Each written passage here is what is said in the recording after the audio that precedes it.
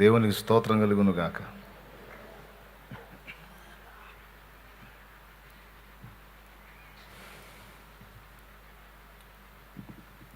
ప్రభునందు ప్రియులారా, ప్రాముఖ్యమైన సమయంలోకి వచ్చాం.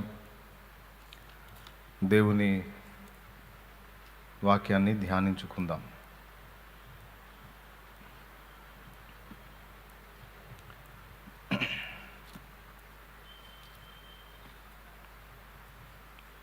సమూయేలు మొదటి గ్రంథము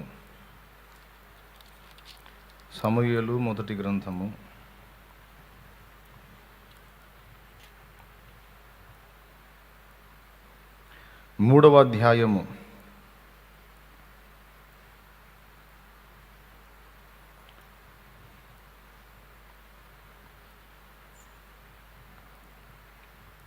1వ వచనం నుంచి చదువుకుందాం. బాలుడైన సమూయేలు ఏలి ఎదుట యెహోవాకు పరిచర్య చేయుచుండెను. ఆ దినములలో యెహోవా వాక్కు ప్రత్యక్షమగుట అరుదు, ప్రత్యక్షము తరచుగా తటస్థించుటలేదు. ఆ కాలమందు ఏలి కన్నుల మందదృష్టి గలనైనందున అతడు చూడలేక తన స్థలమందు పండుకొని ఉండగాను, దీపము ఆరిపోక మునుపు సమూయేలు దేవుని మందసమున్న యెహోవా మందిరములో పండుకొని ఉండగా సమూయేలు దేవుని మందసమున్న యెహోవా మందిరములో పండుకొనగా యెహోవా సమూయేలును పిలిచెను. అతడు చిత్తమండి నేనున్నానని చెప్పి యెహోవా సమూయేలును పిలిచెను. చిత్తమండి నేనున్నాను ఏలీ దగ్గరకు పోయి అని ఏలీ దగ్గరకు పోయి నీవు నన్ను పిలిచితివి కదా, నేను వచ్చినానెను. అప్పుడు ఏలీ ఏమన్నాడో తర్వాత చదువుకుందాం. ముందు చిన్న మాట ప్రార్థన చేసుకుందాం. ప్రేమ కలిగిన మా మహాపరిశుద్ధ తండ్రి, ఘనుడవగు దేవా, నీకు స్తోత్రమయ్యా. దయగల మా తండ్రి, కృపగల మా దేవా, నీకు కృతజ్ఞతా స్తోత్రములు.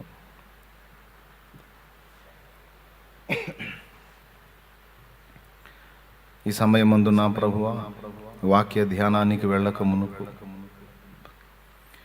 మా సహోదరుడు నాయన మరి లూథరన్ మిషన్లో సేవ చేస్తున్నటువంటి దైవ సేవకుడు తమ్ముడు మోషే అనేటువంటి బిడ్డ కొరకు ప్రార్థన చేస్తున్నాం. ప్రసాదు అని మరి పిలువబడుతున్నటువంటి సోదరుడు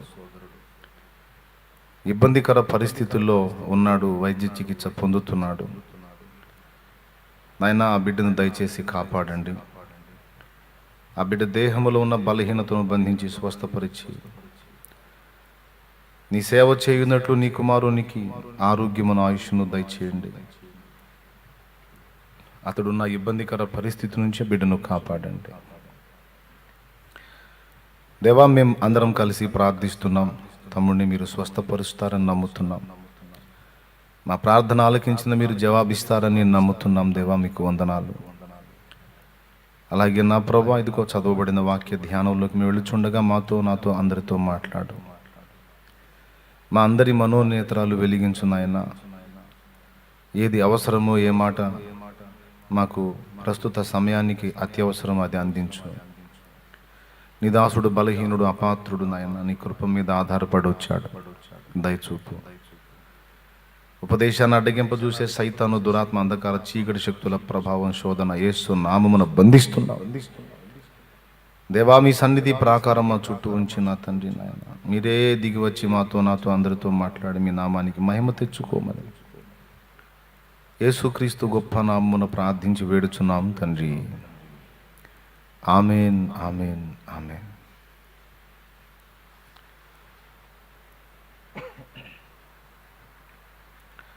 ప్రభునందు ప్రియులారా, చదవబడిన వాక్య భాగంలో జరిగినటువంటి సంఘటన క్రొత్తగా నేనేం మీకు చెప్పే అవసరమేం లేదు.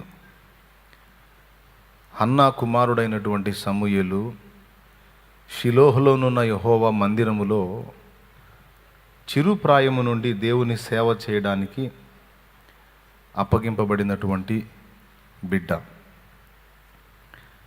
పాలు విడిచిన తరువాత హన్నా తీసుకొచ్చి దైవజనుడైన ఏలీకి ఆ బిడ్డను అప్పగించి వెళ్ళిపోతుంది. సంవత్సరానికి ఒకసారి వస్తుంది, ఒక అంగి గుట్టుకొని వస్తుంది, ఆ కొడుక్కి తొడుక్కొని కొంత సమయం ఆ బిడ్డతో గడిపి వెళ్ళిపోతుంది. అయితే బాలుడైన సమూయేలు ఏలీ ఎదుట యెహోవాకు పరిచర్య చేస్తున్నాడు. గురువు ఏలీ, శిష్యుడు సమూయేలు అన్నట్టున్నారు. అయితే దేవుని సన్నిధిలో ఈ చిన్నవాడు పరిచర్య చేయటమే కాదు, సాయంత్రానికి అలసిపోయిన ఈ బిడ్డ ఒంటరిగా దేవుని మందసం ఉన్నటువంటి ప్రదేశంలో, దేవుని మందిరంలో పండుకుంటున్నాడు. తల్లి తండ్రి ఇద్దరు సజీవులే, బంధు జనావళి సజీవులే, తన తరువాత తోడబుట్టిన వాళ్ళు కూడా ఉన్నారు, వారు సజీవులే. అందరూ ఉన్నా తన వారెవ్వరిని కూడా తన మనసులోకి తెచ్చుకోకుండా కన్న తల్లి చెప్పినటువంటి మాట ప్రకారం, దేవా మా అమ్మ చెప్పింది కదా, నేను కాదయ్యా మీ అమ్మను, ప్రభువే మీ అమ్మ, ప్రభువే మీ నాన్న, ప్రభువే నీ సమస్తము, ఆయనే నీ జీవితం అయ్యా. సమూయేలు, నీ బ్రతుకు అక్కడే గడవాలరా అని తల్లి చెప్పినటువంటి మాటను బట్టి అందరూ ఉన్నా ఎవ్వరూ లేని ఒక ఒంటరిగా దేవుని సన్నిధిలో పండుకుంటున్నాడు.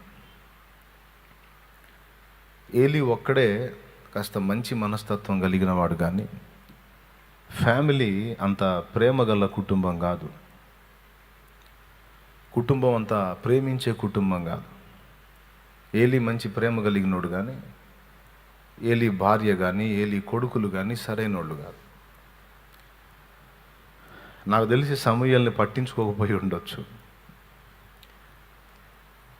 కానీ ఏలీ కొద్దిగా ప్రేమ కలిగినోడు కనుక ఏలీని బట్టి, అంతకంటే ముందు దేవుని బట్టి సమూయేలు ఒక పసిబిడ్డ దేవుని సన్నిధిలోనే బతుకుతున్నాడు. ఆ చిన్నవానికి రెండో ప్రపంచం తెలియదు, దేవుడే తన లోకం. ఒక్కసారి ఊహించండి ఆ చిన్నవాడి దీన స్థితిని. తల్లి అయిన హన్నా హృదయాన్ని ఒక్కసారి ఆలోచన చేయండి, బాలుడైన సమూయేలు హృదయాన్ని కూడా ఒక్కసారి ఆలోచన చేయండి. దేవుని సన్నిధిలో చిన్న బిడ్డగా సంచరిస్తున్నటువంటి ఆ చిన్నవాణ్ణి నాకు తెలిసి ఎవరూ లక్ష్య పెట్టరు. ఏదో సన్నిధిలో అటు ఇటు తిరుగుతూ ఆకతాయిగా తిరిగేటువంటి పిల్లవాడు అనుకుంటారు. మనుషుల కొలత. రాగానే ముందు అందరి దృష్టి ఫస్ట్ దేవుని మీద అయితే, తర్వాత దైవజనుడైన ఏలీ మీద. కానీ దేవుని వాక్కు ఏలీకి కాదు, సమూయేలుకు ప్రత్యక్షమైంది. తన ముక్కుపచ్చలారని బిడ్డని అలాగ వదిలేసి వెళ్ళిపోయిన హన్నా త్యాగం ప్రశంసించదగినది. అలాంటి సాహసం చేయాలన్నా కూడా త్యాగపూరితమైన మనసు కావాలి, గుండె ధైర్యం కావాలి. ఎన్నో సంవత్సరాలు నిరీక్షించి కానీ నా కన్నా కుమారుణ్ణి, వాడు ఎలాగన్నా ఉన్నాయి దేవుని సన్నిధిలో, నేను అనుకున్న ప్రకారం వాడిని అప్పగించేశాను, ఇక వాని బాధ్యత అంతా ఆయనదే అని ఆ బిడ్డను అలా వదిలేయటం నిజంగా అది ఆమెకి దేవుడి కృప అనుకోవాలి. అన్న గొప్పతనం అది. సరే, ఆమె వదిలేసింది అనుకో, మారాం చేయకుండా, అల్లరి చేయకుండా, ఏడవకుండా, మొత్తుకోకుండా పగలంతా దైవజనుడు చెప్పిన పనులన్నీ చేస్తూ, దైవ సేవకుడికి విధేయత చూపుతూ, దీనుడై సాత్వికుడై, సాయంత్రానికి దేవుని సన్నిధిలోనే ఆయన రెక్కల నీడలోనే పండుకొని విశ్రమిస్తున్న ఆ చిన్నవాడు. జనం అనుకుంటారు ఆ చిన్నవాడిని ఎందుకు కొరగాడని, ఏది పిల్లోడు పనికిరాడని. వానికేం తెలుసు దేవుని సంగతులు అని. అందరూ అనుకుంటారు, మనుషులందరూ ఏలి గొప్ప ప్రవక్త, గొప్పవాడు, దైవజనుడని. కానీ దేవుని సన్నిధిలో విశ్రాంతి పొందుతున్నటువంటి ఆ చిన్నవానికి దేవుని వాక్కు ప్రత్యక్షమైంది. వాస్తవంగా ఆ దినములలో యెహోవా వాక్కు ప్రత్యక్షమగుట అరుదుగా ఉంది. ఎందుకు అరుదుగా ఉంది అంటే, ఎవరైతే నాయకుడిగా ఉన్నాడో, కేంద్ర బిందువుగా ఉన్నాడో, అతడు తన ఇంటినే సరిగా ఏలే పరిస్థితుల్లో లేడు. యెహోవా సన్నిధికి ఇశ్రాయేలు జనాంగం వచ్చి బలులు, అర్పణలు అర్పిస్తున్నారు, కానీ ఈ ఏలి అనే అతని కుమారులు చేసేటువంటి ఆగడాల వల్ల అక్కడికి వచ్చేటువంటి ఇశ్రాయేలు జనాంగము దేవుని భక్తి విషయంలోనే అసహ్యపడ్డారు. ప్రత్యక్ష గుడారం దగ్గర సేవ చేయడానికి వచ్చినటువంటి స్త్రీలతో వీరు అక్రమ చర్యలు చేయడం, యెహోవాకు చెల్లించాల్సినటువంటి అర్పణను ముందే వీరు పట్టుకోవటం. అంటే దేవుని సన్నిధికి ఎవడన్నా అర్పణ తీసుకొస్తే ముందు దేవుడికి కాదు చెల్లించాల్సిందే, వీళ్ళకు చెల్లించాలి.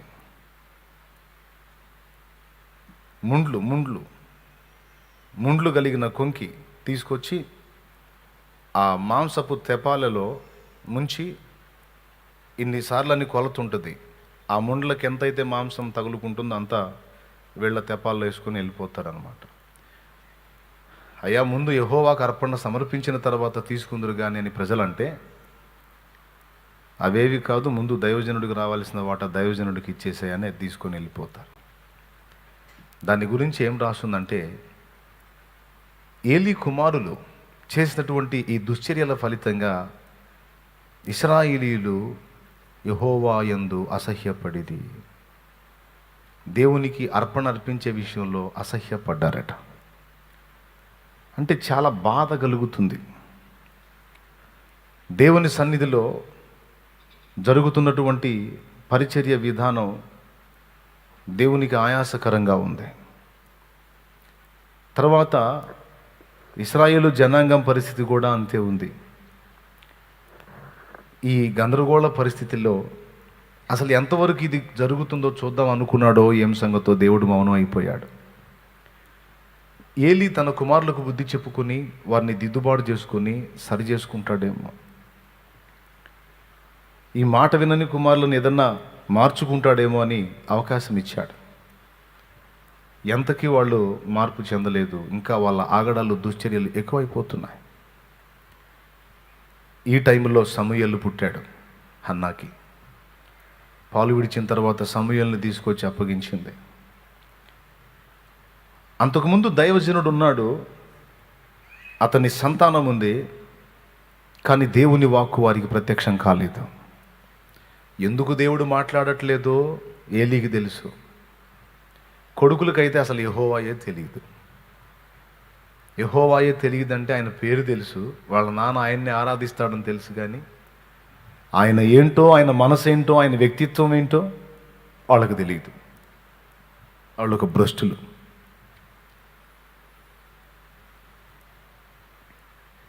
ఏలీకి తెలుసు ఎందుకు దేవుడు మాట్లాడట్లేదు, మౌనం అయిపోయాడని. ఇక దేవుని ఆలోచనలను గుర్తుపట్టగలిగినటువంటి ఒక పాత్ర కోసం దేవుడు ఎదురు చూస్తున్నాడు. ఆ దినములలో యెహోవా వాక్కు, లేకపోతే యెహోవా వాక్కు ప్రత్యక్షమగుట బహు అరుదుగా సంభవించుచున్నది అన్నాడు. అంటే ఇక్కడ దేవుడు తాను చెప్పాలనుకున్నవి, తాను చేయాలనుకున్నవి చేయడానికి తన మనస్సును ఎరిగినటువంటి పాత్రలు అందుబాటులోకి వచ్చిందాకా దేవుడు మౌనంగా ఉంటుంది తప్ప జరుగుతున్న వాటన్నిటి విషయంలో దేవుడు ఏం మాట్లాడాడు, మౌనంగా ఉంటాడు. ఏలీ కుమారుల దుశ్చర్యలు చూస్తున్నాడు, ఏలీ చేసినటువంటి నిర్లక్ష్యం చూస్తున్నాడు, వీళ్ళు చేసిన తప్పుడు పనులకి ఇశ్రాయేలు యెహోవా యందు అసహ్యపడటం ఏందో కూడా చూస్తున్నాడు. ఇవన్నీ గమనిస్తున్నాడు. గమనించి ఆయన మనస్సును ఎరిగిన వాళ్ళు, ఆయన ఆలోచనలను గుర్తుపట్టి వాటి ప్రకారం స్పందించగలిగిన వాళ్ళు ఎవరైనా ఉన్నారేమో అని ఆయన వెతుక్కుంటున్నాడు. కానీ ఎవరూ కనబడలేదు. తర్వాత హన్నాకు సమూయేలు అందుబాటులోకి రావటం, దేవుడు సమూయేలు అందుబాటులోకి వచ్చిన దాకా మౌనం వహించాడు. ఇందును గూర్చి ఈరోజు నేను మీకు చెప్పాలనుకున్నటువంటి విషయాలు 2 సంగతులు చెప్పాలని నేను ప్రేరేపించబడ్డాను. మొదటిది మనుషుల కొలతలు దేవుని కొలతలు అయితే, రెండవది దేవుని మనసెరిగిన భక్తులు. ఈ 2 చెప్పాలంటే టైం కుదరదు, కానీ ఒకటే చెప్తాలే, రెండవది చెప్తా. దేవుడు వెతుకుచున్నాడు. దేవుడు ఎవరిని వెతుకుచున్నాడు? ఎందుకని వెతుకుచున్నాడు అంటే, ఈ సన్నివేశాన్ని మనం పరిగణలోకి తీసుకొని తన చిత్తాన్ని వెల్లడి చేయటానికి, తన ఉద్దేశాలని తెలియజేయడానికి సరైనటువంటి వ్యక్తుల కొరకు దేవుడు ఎదురు చూస్తున్నాడు. అక్కడ ఆల్రెడీ తలబండినటువంటి వ్యక్తి ఉన్నాడు, కానీ అతనితో మాట్లాడడానికి దేవునికి ఇష్టం కాలేదు. ఎందుకు కాలేదు అంటే మీకు తెలుసు, ఇప్పటికి 2-3 సార్లు ఇప్పుడే చెప్పాను నేను. కొడుకుల ప్రవర్తనను చూసి కూడా వారిని సరైన రీతిని దారిన పెట్టకుండా, ఖండించకుండా, బుద్ధి చెప్పకుండా, నేర్పించకుండా, సరి చేసుకోకుండా, తన ఇంటినే సరైన రీతిని కట్టుకోకుండా అయిపోయినటువంటి సేవకుడు, మాట వినని భార్య, పిల్లలు. ఇక ఆయనంటే ఇక దేవుని సన్నిధిలో బ్రతుకుతున్నాడు. దేవుని సన్నిధి అదొక రకమైన వాతావరణంగా మారిపోయింది వాళ్ళ దెబ్బకి. ఆయన సన్నిధి, ఆ సన్నిధిలో ఉండే పవిత్రత, భయం, గౌరవం, నీతి, నియమం ఏం లేదు అక్కడ. భగభగ మండుతుంది దేవుని కోపం. ఒక దైవజనుడు, ఒక ఆత్మీయ నాయకుడు ఓన్లీ ఒక ఇంటికే కాదు, సమాజానికి కూడా క్షేమకరమైన వ్యక్తి. ఏది?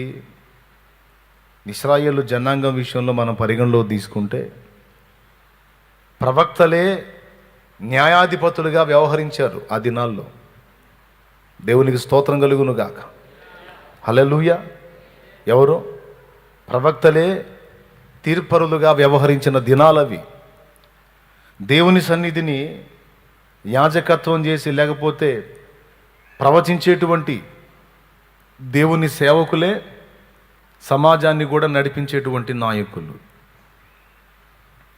మంచి చెడులు ఎరిగి, దేవుని చిత్తాన్ని గుర్తెరిగి, న్యాయ విచక్షణతో తీర్పు తీర్చేటువంటి తీర్పరులు, న్యాయాధిపతులు.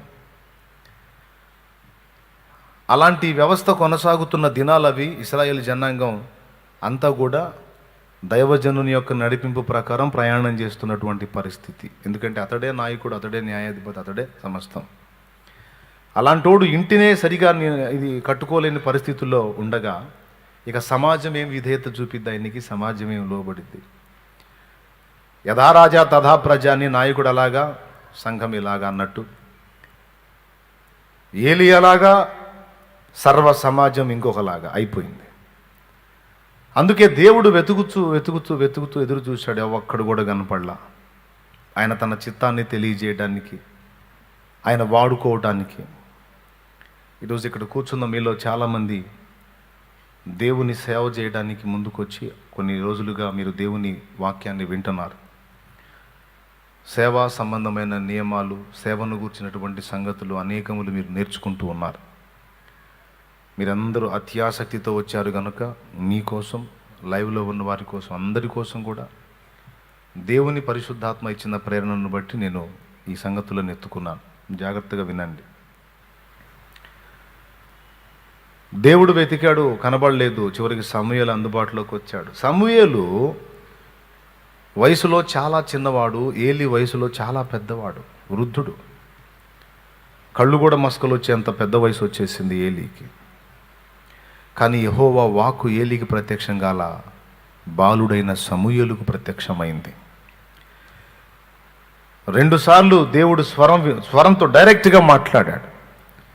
ప్రేరణ ద్వారానో, ప్రవచనం ద్వారానో, స్వప్నము ద్వారానో, దర్శనము ద్వారానో కాదు, డైరెక్ట్గా వాయిస్ వినపడింది, స్వరం.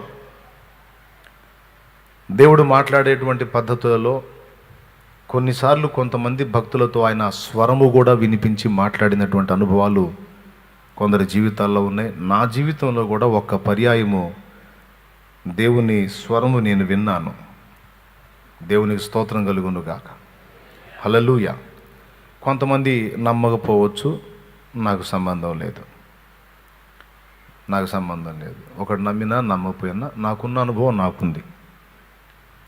డైరెక్ట్గా ఆయన వాయిస్ నేను విన్నాను ఒక సందర్భంలో.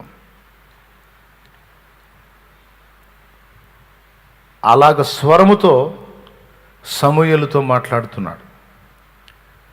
2 సార్లు ఆ వాయిస్ వినపడినప్పుడు సమూయేలు అనుకున్నాడు అది దేవుని స్వరం అని గుర్తుపట్టలేకపోయాడు. అప్పటిదాకా ఆ పెద్ద ఆయన, బాయ్ సమూయేలు ఇట్రారా, అటుపోయి ఇది తీసిరా, అజ్జయ్ అని పిలిచే అలవాటు కదా. అదే ధ్యాసలో ఉన్నాడు, అదే మత్తులో ఉన్నాడు. కానీ ఆ రాత్రి అతనితో, ఆ నిశ్శబ్దంలో, ఆ నిశీది వేళ అతనితో మాట్లాడింది జీవము గల దేవుడు. పెద్దలు తనకు అందుబాటులోకి రాలా, పిల్లవాడు అందుబాటులోకి వచ్చాడు. అందుబాటులోకి వచ్చినోడు పిల్లోడా పెద్దోడా అనేది ఆలోచించడు దేవుడు. మీరు బైబిల్ గ్రంథంలో ఇంకా మరికొన్ని స్థలాల్లో గమనించినట్లయితే, నాటుటకును పెళ్ళగించుటకును కట్టుటకును పడద్రోయుటకును ఒకరిని ఏర్పరచుకున్నాడు. నిన్ను ఇందుకోసం ఏర్పరచుకున్నానని దేవుడు మాట్లాడితే అతను అంటాడు, అయ్యా నేను బాలుడను అంటాడు. నేను బాలుడనని నీవు అనవద్దు. తల్లి గర్భములో రూపింపబడక మునుపే నేను నిన్ను ఏర్పరచుకున్నాను అని దేవుడు మాట్లాడాడు. ఎవరో ఆయన మీకు గుర్తు రావాలి ఇప్పుడే. రైట్. ఓ భక్తుడు మంచి పాట పాడాడు, ప్రార్థనా శక్తి నాకు కావాలి అనే పాటలో ఈ మాట చాలా చాలా చాలా ఇష్టం నాకు. ఆ పాట చాలా బాగుంటుంది. అందులో ఈ చరణం, పేతురు ప్రార్థింపగా నీ ఆత్మను నింపితివి, నే పాడు చోటెల్ల దిగిరాదేవా, చిన్న వయసులో అభిషేకించిన ఇర్మియావలే, చిన్న వయసులో అభిషేకించిన ఇర్మియావలే ఈ చిన్నవాణిని అభిషేకించు, ఈ చిన్నవాణిని అభిషేకించు. పాట మీకు తెలుసులే, చాలాసార్లు పాడుకొని ఉంటారు. వయస్సు తారతమ్యం కాదు, ఎవరి మనస్సు తనకు ట్యూనైందో వాడిని వెతుక్కున్నాడు దేవుడు.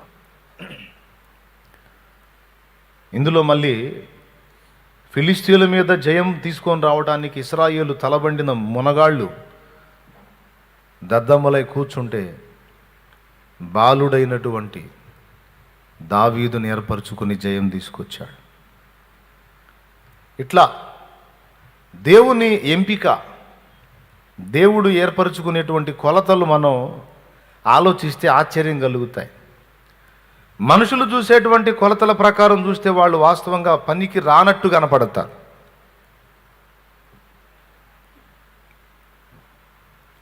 అపోస్తల కార్యం 4లో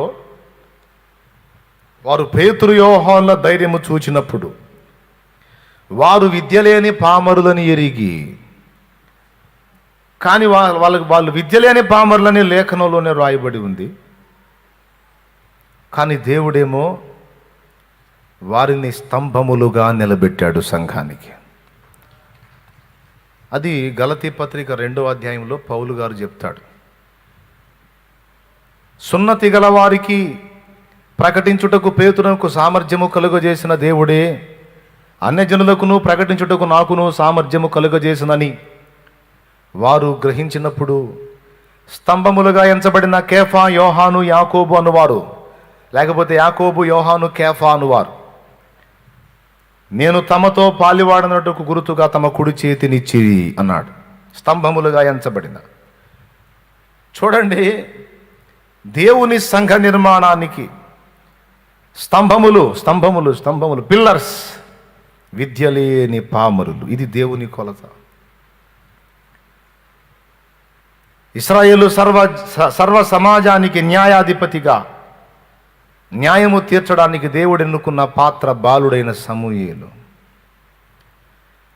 నాటుటకును, పెళ్లగించుటకును, కట్టుటకును, పడద్రోయుటకును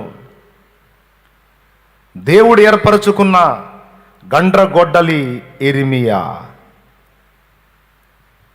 బాలుడు. చూడండి, ఇర్మియా గ్రంథం 1వ అధ్యాయములో ఇర్మియా అంటాడు, దేవా నేను బాలుడనే, అయ్యో నా గురించి ఏమిటయ్యా ఇలా మాట్లాడుతున్నావు, నా భుజాల మీద ఏమిటయ్యా ఈ పని పెట్టావు అంట. 1వ అధ్యాయము 4వ వచనం 5వ వచనం చూడు. యెహోవా వాక్కు నాకు ప్రత్యక్షమై ఇలాగు సెలవిచ్చెను, గర్భములో నేను నిన్ను రూపింపక మునిపే నిన్నెరిగి తిని, నీవు గర్భము నుండి బయలుపడక మునిపే నేను నిన్ను ప్రతిష్ఠించి తిని, జనములకు ప్రవక్తగా నిన్ను నియమించి తిని. చూడండి, గర్భములో నేను నిన్ను రూపింపక మునుపే నిన్నెరిగి తిని, నీవు గర్భము నుండి బయలుపడక మునుపే నేను నిన్ను ప్రతిష్ఠించి తిని, జనములకు ప్రవక్తగా నిన్ను నియమించి తిని. చెవులు గలవాడు ఆత్మస్వరము వినుగాక.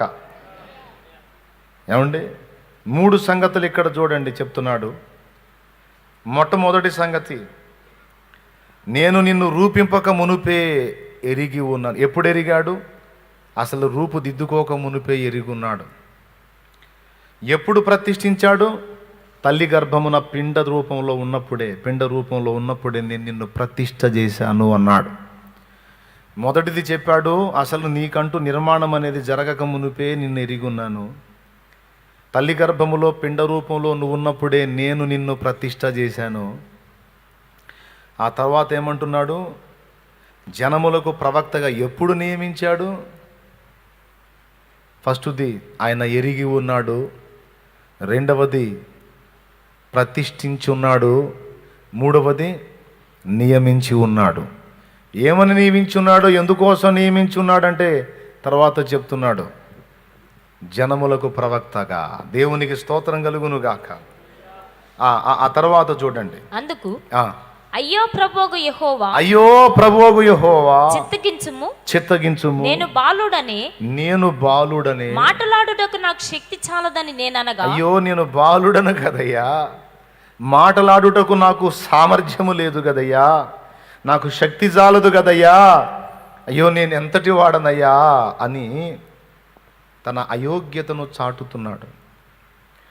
చూడండి, నిజముగా దేవుని ఏర్పాటులో ఉన్న పాత్రలు తమ యోగ్యతను గురించి అతిశయించువారుగా కాదు, కానీ తమ అయోగ్యతను గుర్తుపట్టువారై దాన్ని దేవునికి తెలుపువారై ఉన్నారు.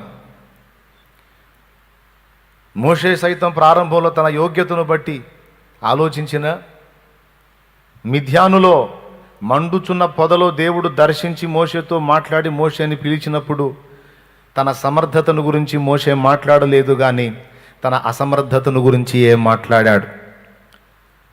దేవా ఇప్పుడు పిలుస్తున్నావు నన్ను, అయ్యో దేవా నేను ఇప్పుడు నీకు పనికిరాని స్థితిలోకి అయిపోయానయ్యా.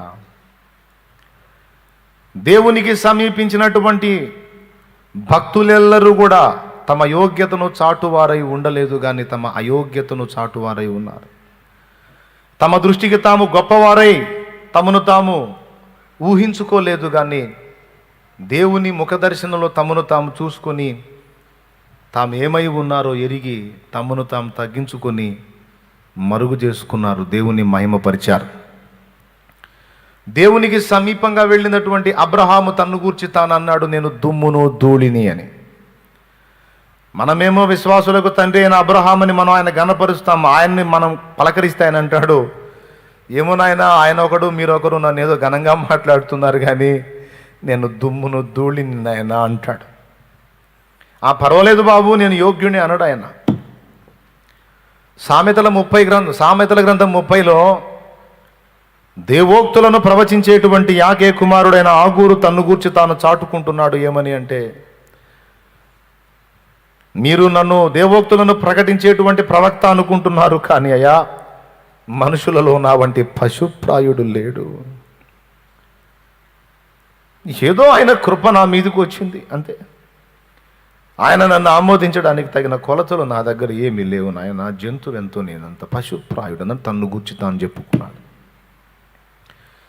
యెషయా గ్రంథం 5 అధ్యాయాలు ఇశ్రాయేలు సమాజాన్ని గూర్చి రకరకాల సంగతులు మాట్లాడిన యెషయా 6వ అధ్యాయములో అత్యున్నత సింహాసనమందు ఆసీనుడై ఉన్న దేవుని చూచి అప్పటిదాకా ఇతరులను గూర్చి మాట్లాడినటువంటి యెషయా దేవుని యొక్క సామీప్యాన్ని అనుభవించిన తరువాత, దేవదర్శనం పొందిన తరువాత తన్ను గూర్చి తాను ఏమని మాట్లాడుకుంటున్నాడో తెలుసా? అయ్యో దేవా యెహోవా, నేను అపవిత్రుడను, అపవిత్రమైన పెదవులు గలవాడను అని తన్ను గూర్చి తాను చాటి చెప్పుకున్నాడు. దేవునికి సామీప్యమైనటువంటి భక్త శ్రేష్ఠుడు దావీదు సైతం నేను పురుగును ప్రభువా, నేను ఏ పాటి వాడనయ్యా, నా ఇల్లు ఏ పాటిదయ్యా అన్నాడు. ప్రిలారా, ఒక వ్యక్తి తనను గూర్చి తనకు గొప్ప తలంపులు కలిగి ఉన్నాడు అంటే అతడు దేవునికి చాలా దూరం అయిపోయి ఉన్నాడని అర్థం. ఒకడు తనను గూర్చి తనకు దేవుని ఎదుట తక్కువైన ఆలోచనలో కలిగి ఉన్నాడు అంటే అతడు దేవునికి సమీపమై ఉన్నాడని అర్థం. ఎందుకంటే దేవుని ముఖకాంతి మన మీద ప్రసరింపక మునుపు మనల్ని గూర్చి మనకు గొప్ప తలంపులు ఉంటాయి. కానీ దేవుని యొక్క ముఖకాంతి, ఆయన పరిపూర్ణ పరిశుద్ధత, ప్రభావం, ప్రకాశం మన మీద ప్రకాశించినప్పుడు మన బతుకులు ఏందో మనకు అర్థమవుతాయి. మన జీవిత విధానాలు ఏంటో, మన యోగ్యతలు ఏమిటో మనకు అర్థమవుతాయి. అందుకే దేవునికి సామీప్యమైనటువంటి భక్తులందరూ కూడా తమను గూర్చి తాము గొప్ప తలంపులు కలిగి లేరు, తమను గూర్చి తాము గొప్ప అభిప్రాయాలు కలిగి లేరు. కానీ తామెంత బలహీనులో ఎరుగున్నారు, దేవుడెంత బలవంతుడో ఎరుగున్నారు. తామెంత అపవిత్రులో ఎరుగున్నారు, దేవుడెంత పరిశుద్ధుడో ఎరుగున్నారు. తామెంత బలహీనులో ఎరుగున్నారు, దేవుడెంత బలవంతుడు. తామెంత అనీతిమంతులో ఎరుగున్నారు, దేవుడెంత నీతిమంతుడో ఎరుగున్నారు. అత్యున్నత సింహాసనం ఎవరికి లేదు, ఆయనకే ఉంది. హల్లెలూయా. గనుక దేవుని పాత్రలుగా దేవుని మార్గంలో ప్రయాణం చేసినటువంటి వ్యక్తులు, దైవ సేవ చేయగోరినటువంటి వాళ్ళు, దేవునితో కలిసి అడుగులు వేసి నడవగోరిన వాళ్ళు ముందు లోకానికి సమీపం అవటము కాదు, దేవుని పక్షంగా ముందు అసలు తమంతట తాము దేవునికి సమీపంగా వెళ్ళాలి.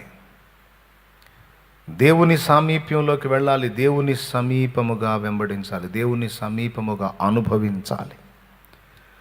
అందులో మొదట ఆ సాధనలో ముందు విజయం పొందాలి. ఇది చాలా చాలా చాలా చాలా చాలా చాలా ముఖ్యమైన విషయం. దేవుని సన్నిధిని, దేవుని ముఖకాంతిలోనికి ప్రవేశించుట, దేవుని సామీప్యతను అనుభవించుట అనే మెట్టును సాధన చేయాలి. అలాంటి అనుభవంలోనికి భక్తుడు వచ్చినప్పుడు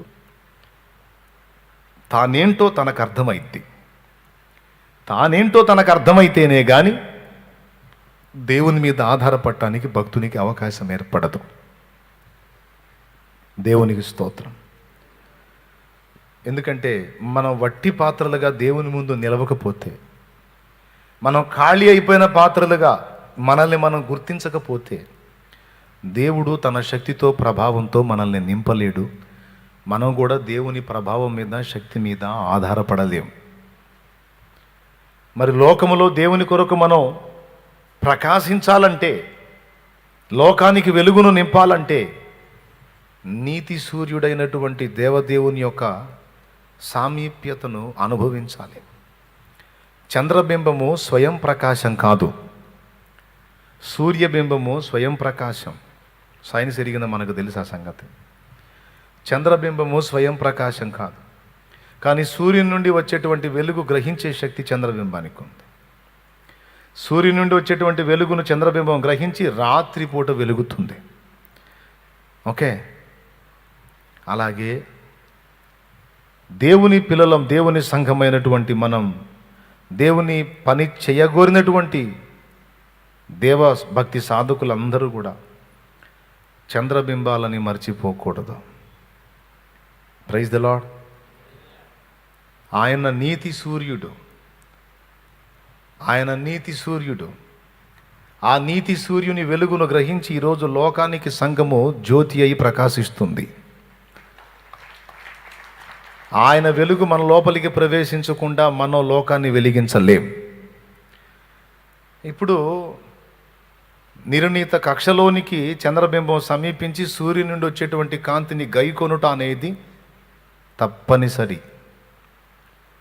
అందుకే ముందు లోకానికి వెలుగునివ్వాలంటే దేవుని సామీప్యతను అనుభవించి ఆ వెలుగుతో మొదట నింపబడాలి చంద్రబింబం. అలాగే మనం కూడా దేవుని యొద్దకు వెళ్ళినప్పుడు, దేవుని సమీపంలోనికి వెళ్ళినప్పుడు భక్తుడు తన ఎంత అయోగ్యమైన పాత్రో గ్రహించగలుగుతాడు.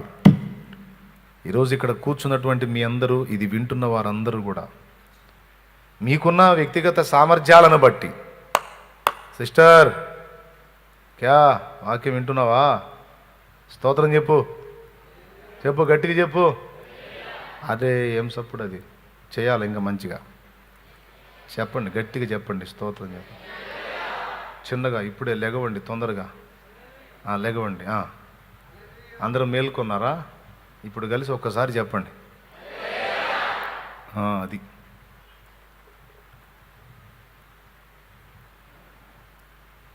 నేను చెప్పినటువంటి భక్తులు అందరూ కూడా దేవుని సన్నిధిని సమీపంగా అనుభవించి తమ అయోగ్యతను, అపాత్రతను గుర్తించి పూర్తిగా దేవుని మీద ఆనుకొని దేవుని కొరకు గొప్ప కార్యాలు సాధించినటువంటి భక్తులు. సరే, బాలుడైన సమూయేలు సంగతి ధ్యానిస్తున్నాం. ఇర్మియా మాట్లాడినటువంటి మాటను గుర్తుపట్టాం. ఇర్మియా తన అయోగ్యతను ఏమని మాట్లాడుతున్నాడు? దేవా, రూపింపక మునుపే నన్ను ఎరిగావు, తల్లి గర్భంలో ఉండగానే ప్రతిష్ఠించానన్నావు. నాయనా, జనములకు ప్రవక్తగా నియమించేశావు. ఏం తెలుసయ్యా నాకు? ఏం వచ్చు నాకు? నీవు నా పని చేయాలి, నీవు నా పరిచర్య చేయాలి, నీవు నా కొరకు బ్రతకాలి, నా ప్రణాళిక నీ మీద ఉంది, నా చిత్తమును నెరవేర్చాలని పిలుస్తున్నావు, అర్థమవుతుంది నాకు. మరి నాకు ఆ సామర్థ్యం లేదే, నాకంత జ్ఞానం లేదే. కొంతమంది ఏమో నేను బాలుడను అంటే, కొంతమంది ఏమో నేను వృద్ధుడను అంటారు. కొంతమంది ఏమంటారు, ఇర్మియాలాగా నేను బాలుడను అంటే, కొంతమంది మోషేలాగా నేను ముసలివాడిని అయిపోయాను, 80 ఏళ్ళు. నరుని ఆయుష్కాలము 70 సంవత్సరములు, అధిక బలమున్న 80. ఆ 80 కూడా కంప్లీట్ అయిపోయింది. ఇక చావే కదా నా జీవితంలో, ఇంకేముందయ్యా? ఇప్పుడు రా, నువ్వు ఐగుప్తులో నుంచి ప్రజల్ని బయటికి తీసుకొని రావాలి అని పిలుస్తావు, నేను ముసలివాడిని కదా అని ఆయన అన్నాడు. కొందరేమో నేను స్త్రీని కదా, ఇది నాకు ఎలాగ సాధ్యమైంది దేవా, నాకు ఎట్లా కుదురుతుంది అని కొంతమంది అంట. నువ్వు స్త్రీవైనా, పురుషుడివైనా, వృద్ధుడివైనా, బాలుడివైనా,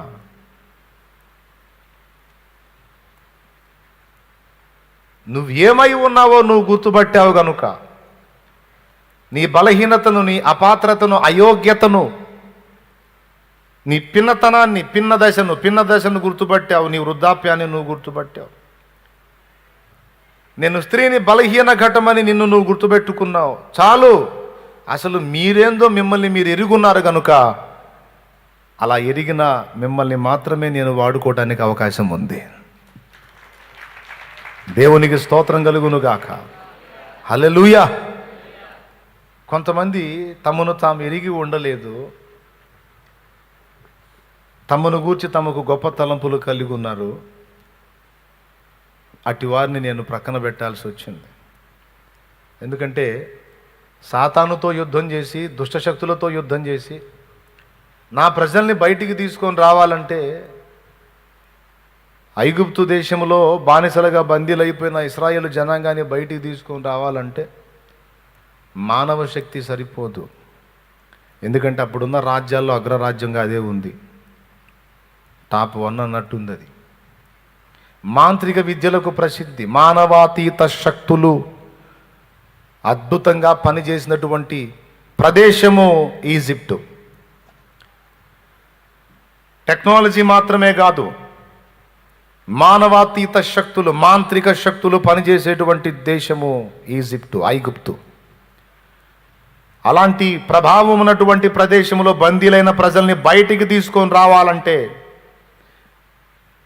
మోషే అనుకున్నాడు తన స్వీయ శక్తితో బయటికి తెద్దామని. అయ్యేది కాదు అది. అందుకే అక్కడి నుంచి పక్కకు తీసి మోషేని 40 ఏండ్లు ఒట్టి ఖాళీ పాత్రగా మార్చి పడేసి 80 ఏళ్ల ప్రాయం వచ్చినప్పుడు మోషేకి అర్థమైపోయింది ఒట్టి ఖాళీ పాత్రనని. అప్పుడు పిలుస్తున్నాడు, రా, ఇప్పుడు నీకు అర్థమైంది నేను అయోగ్యుడను, ఖాళీ పాత్రనని. రా, ఇప్పుడు నా శక్తితో నిన్ను నింపుతాను. ఎందుకంటే నువ్వు అనుకున్నట్టు మానవ శక్తితో వాళ్ళని బయటికి తీసుకొచ్చేది కాదు నాయన. అక్కడ నీ కంటికి కనబడని అదృశ్య శక్తులు, మానవాతీత శక్తులు పనిచేస్తాయి.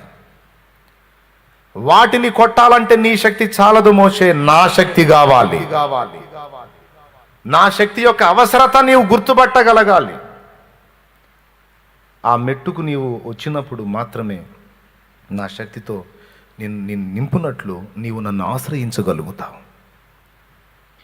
హల్లెలూయా. అలాగ నువ్వు నన్ను ఆశ్రయిస్తే నేను నిన్ను నింపుతాను. అలా నింపితే ఆ శక్తి అక్కడ పనిచేసి వాళ్ళ బంధకాల్లోంచి నా ప్రజల్ని బయటికి తెస్తాం. ఇదే విధంగా లోకము అనే ఈజిప్టులో బందీలైపోయినటువంటి మానవాత్మలు ఎవరి చెరలో ఉన్నాయో తెలుసా? త్రాగుడు, వ్యభిచారము, జోదము, దొంగతనము, నరహత్య, మాంత్రిక విద్య, రకరకాల వ్యర్థారాధన మొదలైనవన్నిటిని కలిగి ఉండి వారంతా వాటి చేత బందీలైపోయి మూలుగుతున్నారు. మనం అనుకుంటాం వ్యసనానికి బానిస అయిపోయాడని. కాదు కాదు కాదు, ఆ వ్యసనంతో పాటు ఒక దుష్టశక్తి వాడిని పట్టుకొని ఉంది. ఒట్టి వ్యసనం అయితే సమస్య కాదు, దాని రూపేణ ఒక దుష్టశక్తి వాడిని ఆవాహనం చేసుకొని ఉంది. ఒక అపవిత్రాత్మ, ఒట్టి వ్యభిచార పాపం కాదు, దాన్ని ఆధారం చేసుకుని ఒక అపవిత్రాత్మ వాడిని రౌండ్ చేస్తుంది. అలాగ మనుషుల్ని లోకంలో అనేక రకములైన ఆత్మలు పట్టి బంధించున్నాయి. మానవ శక్తితో వాళ్ళని బయటికి తీసుకొని రావటం సాధ్యమయ్యే పని కాదు. అందుకే దేవుడు కోరుకుంటున్నాడు, ఐగుప్తులో నుండి నా ప్రజల్ని బయటికి తీసుకొని రావడానికి మోషే స్వీయత పనికి రాలేదు, పూర్తిగా నేనే సహాయం చేయాల్సి వచ్చింది. ఎలాగో లోకము పాపము అనే ఆ దాస్య శృంఖలాల్లో బందీలైపోయినటువంటి ప్రజల్ని బయటికి తీసుకొని రావడానికి కూడా నా శక్తే కావాలి. ఎందుకంటే కంటికి కనబడుతున్న వారిని, వాటినే మీరు చూస్తున్నారు, వారి వెనక పనిచేస్తున్న అపవిత్ర ఆత్మల్ని మీరు చూడలేరు. వాటిని కొట్టి వాళ్ళని విడిపించటము నాకు నాకు నాకు సాధ్యమవుతుంది, మీకు కాదు. అందుకే నా బిడ్డలారా, మీరేమై ఉన్నారో గుర్తుపట్టగలిగితే ఇక ప్రతి ఘట్టములోనూ ప్రతి విషయంలోనూ మీరు నా మీద ఆనుకోగలుగుతారు, ఆధారపడగలుగుతారు. ఎప్పటికప్పుడు ప్రతి విషయానికి నన్ను ఆశ్రయించగలుగుతారు. మీరు ఎన్ని మార్లు నన్ను ఆశ్రయించారు, అన్ని మార్లు నా శక్తి చేత మిమ్మల్ని నింపి ప్రతి ఘట్టములోనూ ఊరక ఒక తోలుబొమ్మలాగా నిన్ను అడ్డం పెట్టుకొని పూర్తిగా నేనే కార్యం చేయడానికి అవకాశం ఏర్పడుతుంది. వాడు మనుషుల్ని చెడగొట్టడానికి మనుషుల్ని తోలుబొమ్మలుగా వాడి చెడగొడుతున్నాడు. నేను కూడా మనుషుల్ని రక్షించడానికి మనుషుల్ని తోలుబొమ్మలుగా వాడి నేను మనుషుల్ని రక్షించాలి. వాడు కానీ నేను కానీ ప్రత్యక్షంగా మనుషులు ఎదుట నిలిచి పని చేయడానికి అవకాశం లేదు. వాడు వాడుకున్న మనుషుల్నే వాడుకోవాలి, నేను వాడుకున్న మనుషుల్నే వాడుకోవాలి. ఆశ్చర్యం ఏంటంటే సాతానుకు అప్పగించుకున్న వాళ్ళు భలే సంపూర్ణ సమర్పణతో అప్పగించుకుంటున్నారు. దేవునికి అప్పగించుకున్న వాళ్ళే సగం సగం అర్పించుకుంటున్నారు. సగం స్వీయత, సగం దేవుడు. అందుకే ఆశించినంత స్థాయి ఫలితాలు, జయాలు కనబడట్లేదు. కానీ సాతానుకు అర్పించుకున్న వాళ్ళు మాత్రం సంపూర్ణ సమర్పణ చేసుకుంటున్నారు. నిజంగా స్వయం విషయంలో వాళ్ళు విరిగిపోయినంతగా దేవుని సంబంధాలు విరిగిపోవటం, అది వచ్చిన గొడవ. స్వయం విషయంలో, స్వీయత విషయంలో మనం కూడా అంతగా విరిగిపోగలిగితే గోధుమ గింజ భూమిలో పడి చావకుండి నీడల ఒంటిగానే ఉండదు, అది చచ్చిన నీడల బహుగా ఫలించును అన్నాడు. మనం ఏ స్థాయిలో ఖాళీ చేయబడతామో ఆ స్థాయిలో దేవుడు తన ప్రభావంతో మనల్ని నింపి ఆయన బలీయమైన కార్యాలు చేసుకుంటాడు. ఇలా ఆయన మనల్ని నింపాలంటే మనం ఆయన ఆశ్రయించాలంటే అసలు ముందు మనం బలవంతులమో బలహీనులమో యోగ్యులమో అయోగ్యులమో మనకి క్లారిటీ ఉండాలి. ఆ క్లారిటీ భక్తులకు ఉంది. ఎవరికైతే ఉందో వాళ్ళని దేవుడు ఏర్పరచుకొని వాళ్ళ ద్వారా దేవుడు తన కార్యాలు జరిపించుకుంటా ఉన్నాడు. తమను గూర్చి తమకు ఎక్కువ తలంపులు ఉన్నటువంటి వ్యక్తులను దేవుడు పక్కన పెట్టేశాడు.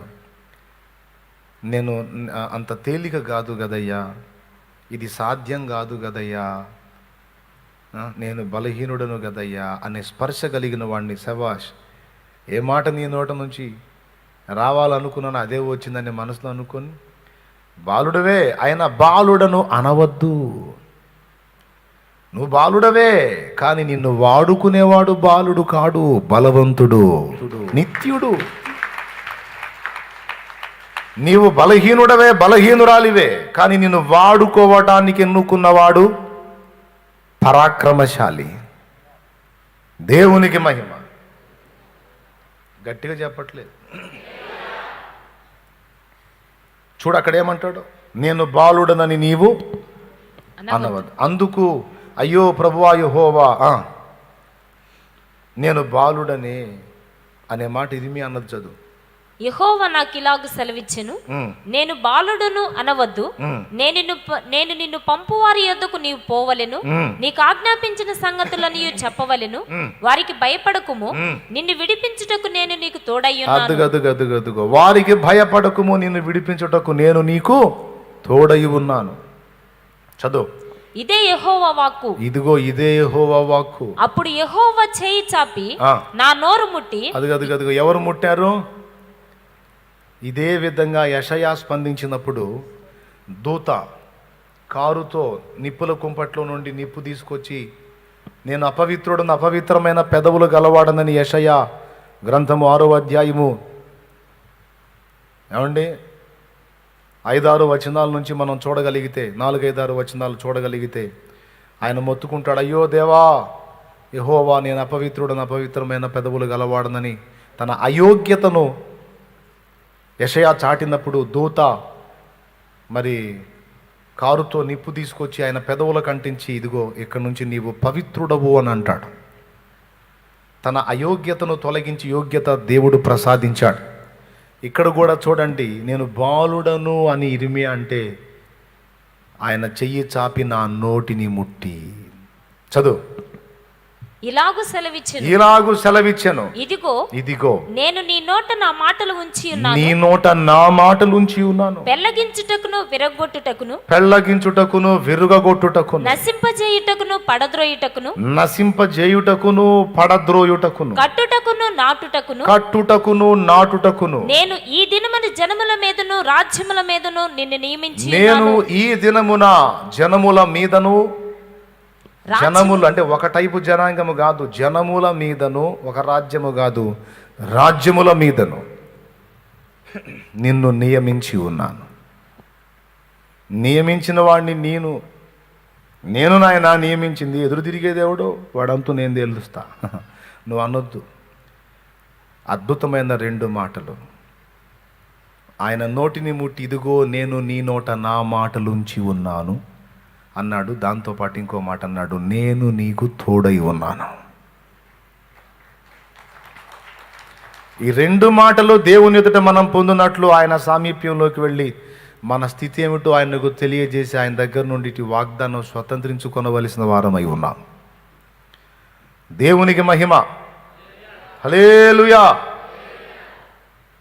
అప్పుడు దేవుడు ఈ సమాధానం నీకు ఇచ్చినట్లయితే ఇక ఎదురుండదు.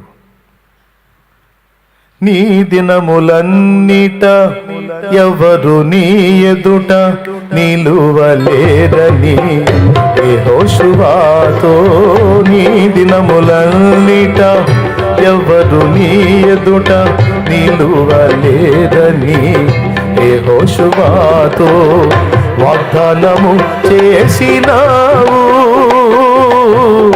వాగ్దాన భూమిలో చేర్చినావు, వాగ్దానము చేసినావు,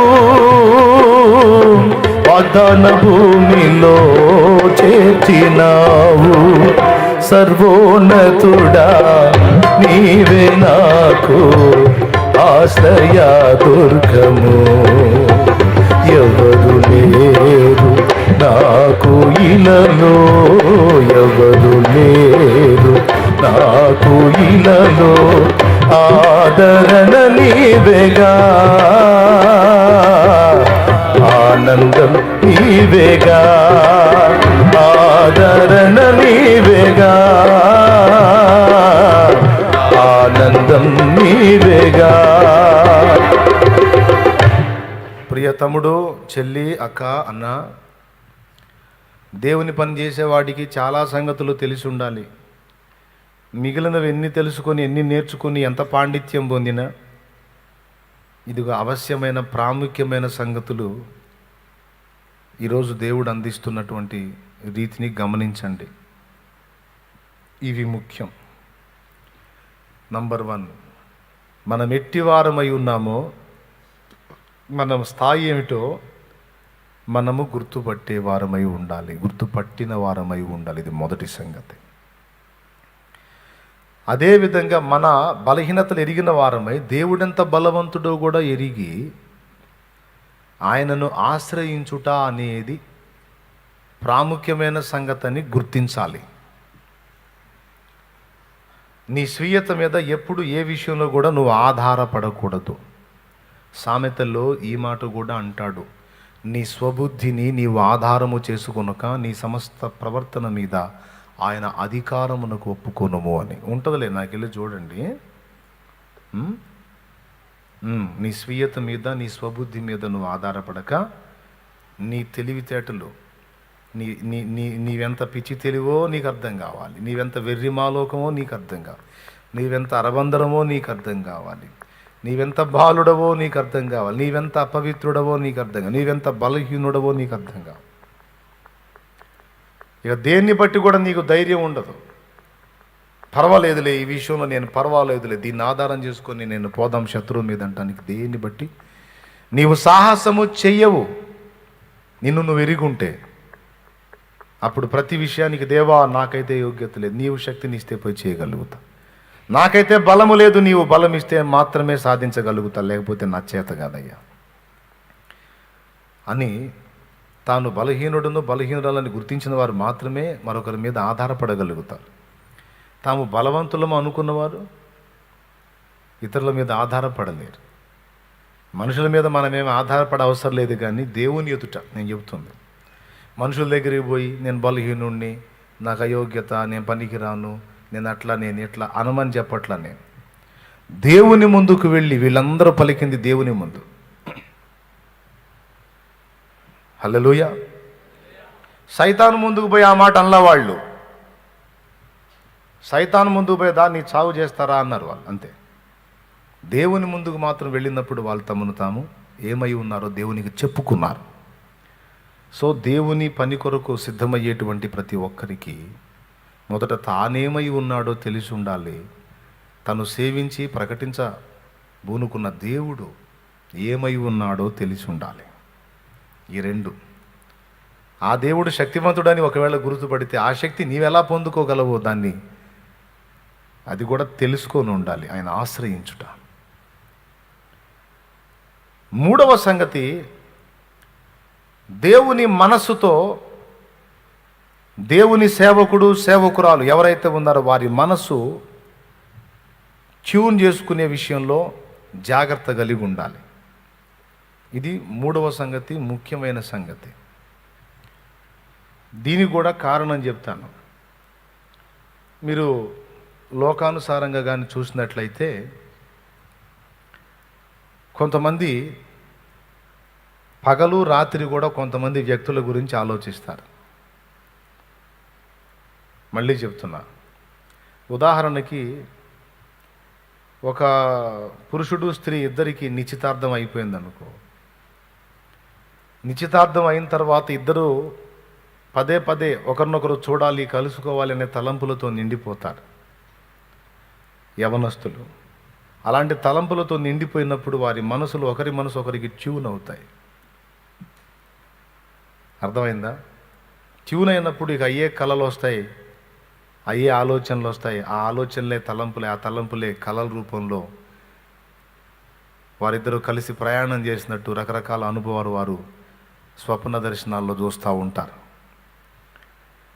అలాగే కొంతమంది తల్లుల మనసు పిల్లలకు ట్యూన్ అయి ఉంటుంది. అది ఎంత శక్తివంతమై ఉంటుందంటే వారికి సంభవించబోయే సంగతులు వీరికి ముందే కనపడుతుంటాయి.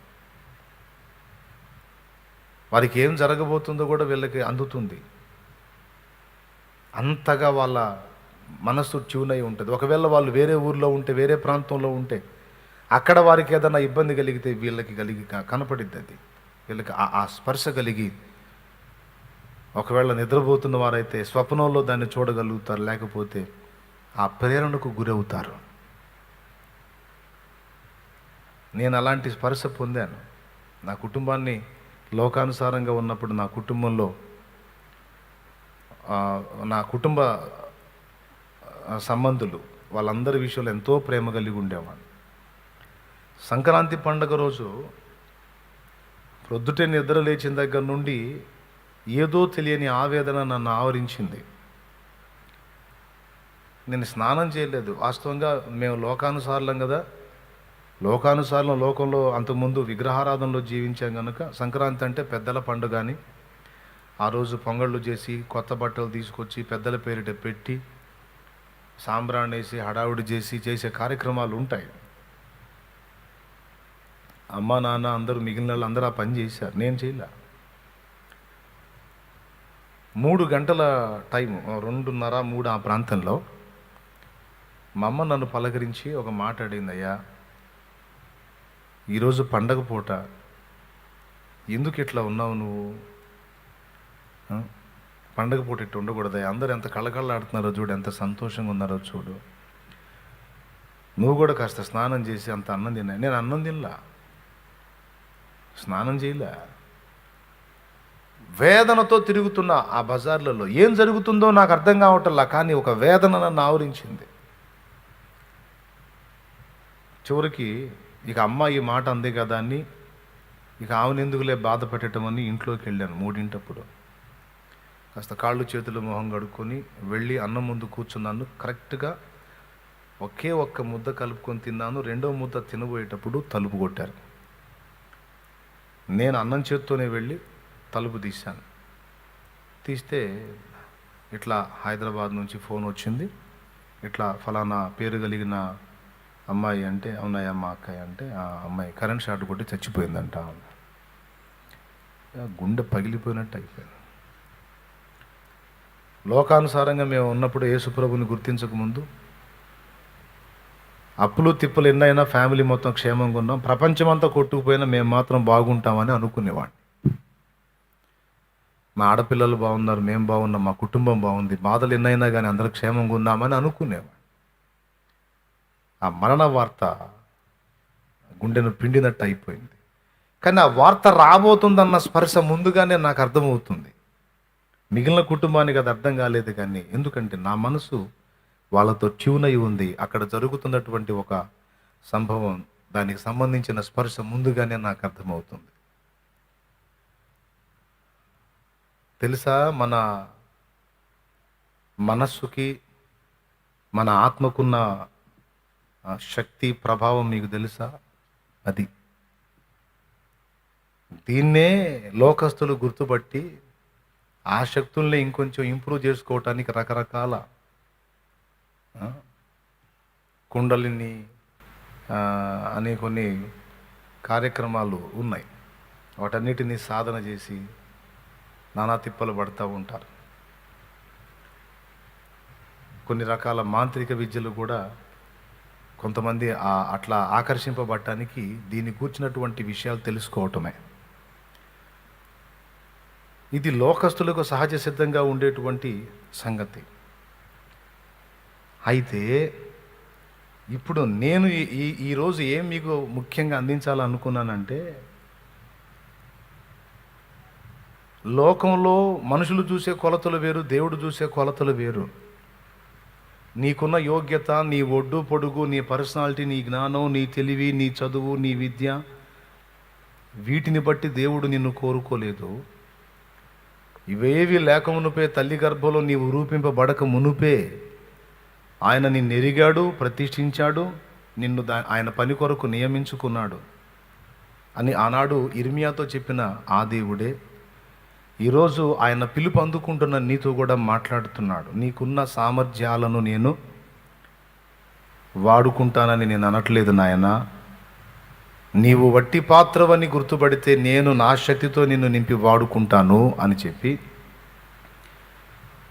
నువ్వు ఏమేమి ఎరిగుండాలో వాటిని నేర్పుతూ అందులో ఇదిగో ఈ 3వ పాయింట్లో మనకు చెప్తున్నాడు ఏంటంటే, లోకస్తులు మనుషులతో మనుషులు ట్యూనవుతారు. బిడ్డకు కీడు కలిగితే తల్లికి తెలుసుద్ది. ఎట్లా సాధ్యం? ఎక్కడో వేరే ప్రాంతంలో ఉన్నాడు, అతనికి ఏదో ప్రమాదం జరిగింది, తల్లి ఉలిక్కిపడి లేచుద్ది. ఇక్కడ అట్లాంటి సంభవాలు బోలెడని చెప్తారు అన్ని జనులు. కొంతమంది స్వప్న దర్శనాలు చెప్తారు, కరెక్ట్గా నాకు ఏదైతే కలలో కనపడిందో యాజ్ ఇట్ ఈజ్గా అదే జరిగింది అన్నయ్య. లోకంలో ఉన్నాళ్ళు మనకంటే దేవుడు బయలుపరచడానికి వస్తుంది, మరి వాళ్ళకి ఎట్లా వచ్చింది అంటే వారి ప్రాణ ఆత్మ ఒక మనస్సు వారి ఒక మనిషి మీద వాళ్ళు కానీ పర్ఫెక్ట్గా ట్యూన్ చేయగలిగితే వారికి సంబంధించినటువంటి ఇన్ఫర్మేషన్ కొంత వీళ్ళకి అందుతుంది. అర్థమైందా? దాన్ని బట్టే వాళ్ళు గుర్తుపట్టి కొన్ని విషయాల్లో ముందుగానే స్పందించడం అనేది జరుగుతుంది. ఇప్పుడు ఆ విధంగా ఉన్న వాళ్ళ గొడవ మనకెందుకన్నా ఇప్పుడు మాకెందుకు చెప్తున్నామంటే, మన మనస్సుని ఇప్పుడు తల్లి బిడ్డ మీద మనసు ట్యూన్ చేసింది, బిడ్డ తల్లి మీద మనసు ట్యూన్ చేశాడు, ప్రేయసి ప్రియుని మీద, ప్రియుడు ప్రేయసి మీద మనసు ట్యూన్ చేశారు. దీనివల్ల ఒకరిని కూర్చున్న సమాచారం ఒకరికి ఏదో ఒక రూపేణ అందుతుంది. దానికి రకరకాల పేర్లు పెట్టారు. అది ఎందుకు అలాగ అవుతుందో అనేది దాని గురించి ఒక ప్రత్యేకమైన సబ్జెక్టు మాట్లాడుకోవాలి.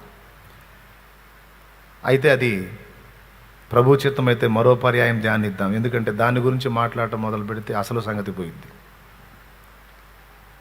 నేను మీకు చెప్పగోరింది ఏంటంటే, వాళ్ళైతే రకరకాల వాటిల్లో మనసుని ట్యూన్ చేసుకొని ఉంటారో, మనమైతే మన మనసుని ఎప్పుడు దేవునికి ట్యూన్ చేసుకొని ఉండాలి. ఎందుకంటే నేను చెప్తున్నా, ఒక నామకార్థపు భక్తి జీవితంలో నువ్వు కొనసాగాలనుకుంటే ఈ సాధనను గురించి నువ్వు ఆలోచించొద్దు. ఒక నామకార్థపు క్రైస్తవుడుగా, క్రైస్తవురాలిగా ఏదో ఆ వంకతో అలా బతికేద్దాం అనుకుంటే నేను చెప్పేది నీకు అర్థం కాదు, నచ్చదు కూడా.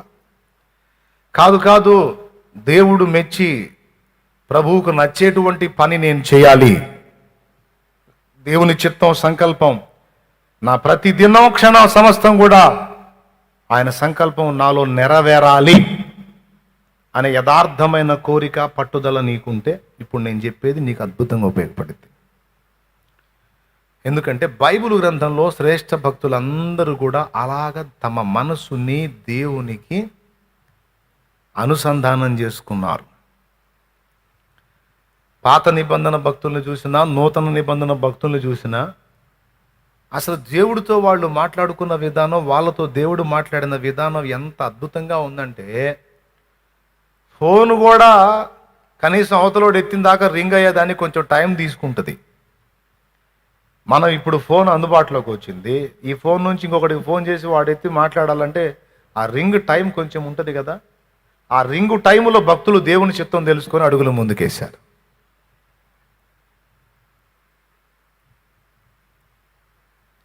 అసలు ఎంత ఈజీగా దేవుని వాక్కు వాళ్ళు గుర్తుపట్టగలిగారో, తెలుసుకోగలిగారో, అడుగు ముందుకేయగలిగారో ఆశ్చర్యంగా ఉంటుంది.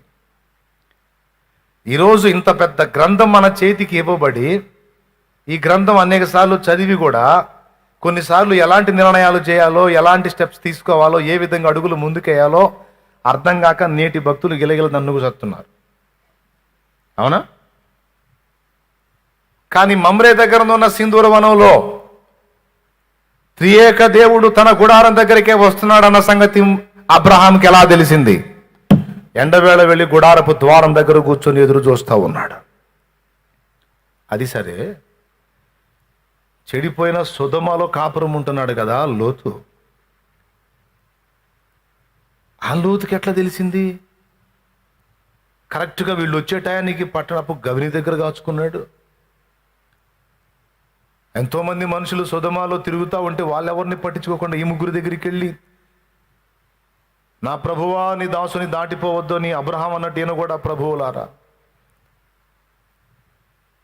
ప్రభువా ఈ రాత్రి మీ దాసుని దాటిపోవద్దు, ఈరోజు నా ఇంట బస చేయండి అని ఇతను ఎట్లా పలకగలిగాడు? ఎట్లా తెలిసింది అసలు ఇతనికి? వీళ్ళకి ఎట్లా తెలిసింది? ఏమన్నా ఫోన్ ఉందా? మరి ఆలోచించాలి కదా. ఈరోజు ఫోన్లో చెప్పినా అంత స్పీడ్గా రియాక్ట్ అయ్యే పరిస్థితి ఉండదేమో. కరెక్ట్గా వీళ్ళు ఎంటర్ అయ్యే టయానికి అక్కడ కాచుకున్నాడు లోతు. సింధూర వనం వైపుకి దేవుడైన యెహోవా వస్తూ వస్తూ వస్తూ ఉన్నప్పుడు ఆ స్పర్శను ముందే గుర్తుపట్టి వచ్చి ఎండవేళ గుడారపు ద్వారముద్ద కాచు కూర్చున్నాడు అబ్రహాము. ఆదికాండం 18లో మనకు కనపడింది. ఇక నోవహు సంగతి సరే, ఏం రానుతో కట్టాలి, ఎంత పొడవు, ఎంత వెడల్పు, ఎన్ని అంతస్తులు గలదానిగా, కిటికీ ఎక్కడ పెట్టాలి, ఎన్ని అరలు గలదానిగా చేయాలి, ఎక్కడెక్కడ దేన్ని ఉంచాలి, మొత్తం ఎట్లా?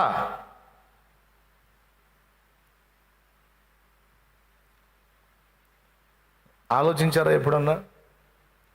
ఇక మోషే సంగతి సరే, ఆ మండుచున్న పొద దగ్గర దేవుడు దర్శనమిచ్చి మాట్లాడటం మొదలుపెట్టింది. తడవు ఇక అడుగడుగున దేవా మరి ఏం చేయమంటావు? దేవా నువ్వు చెప్పావు, వాడు వినలా, పంపుతానన్నాడు, మళ్ళా పంపలా, ఏం చేయమంటావు?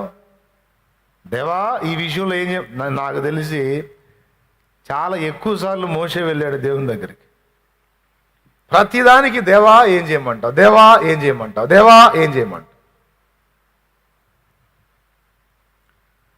ఇక దావీదుకైతే దేవుని చిత్తానుసారమైన మనస్సు గలవాడని పేరే ఉంది.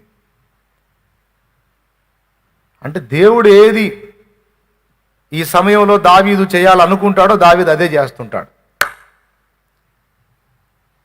ఎట్లా తెలిసింది దావీదుకి?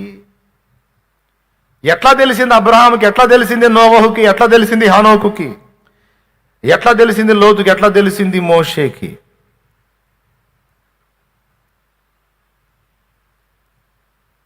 యేసయ్య సంగతి తీసుకొద్దాం. యేసయ్య భూమి మీదకి వచ్చినప్పుడు సంపూర్ణ మానవుడుగానే భూమి మీదకి వచ్చాడు. తనకున్నటువంటి దేవత్వము, దానికి సంబంధించిన మహిమ అంతా వదిలేశాడు. రిక్తుడు అనే మాటకి సంస్కృతాంధ్ర అనేటువంటి పుస్తకంలో అర్థం చూశాను. రిక్తుడు అనే మాటకి రిక్తుడు, రిక్త అంటే శూన్యమైనది, శూన్యపరచుకొనుట. రిక్తుడు అంటే శూన్యపరచుకున్నవాడు, శూన్యమైనవాడు అని. అంటే తన దగ్గర ఇక ఏమీ లేదు. దేవునితో సమానముగా ఉండుట విడిచిపెట్టకూడని భాగ్యమని ఎంచుకొనలేదు గాని, మనుషుల పోలికగా పుట్టి దాసుని స్వరూపము ధరించుకొని తన్ను తానే రిక్తునిగా చేసుకొనెను. ఫిలిప్పీ పత్రిక 2:5. క్రీస్తు యేసునకు కలిగిన ఈ మనస్సు మీరును కలిగి ఉండుడి.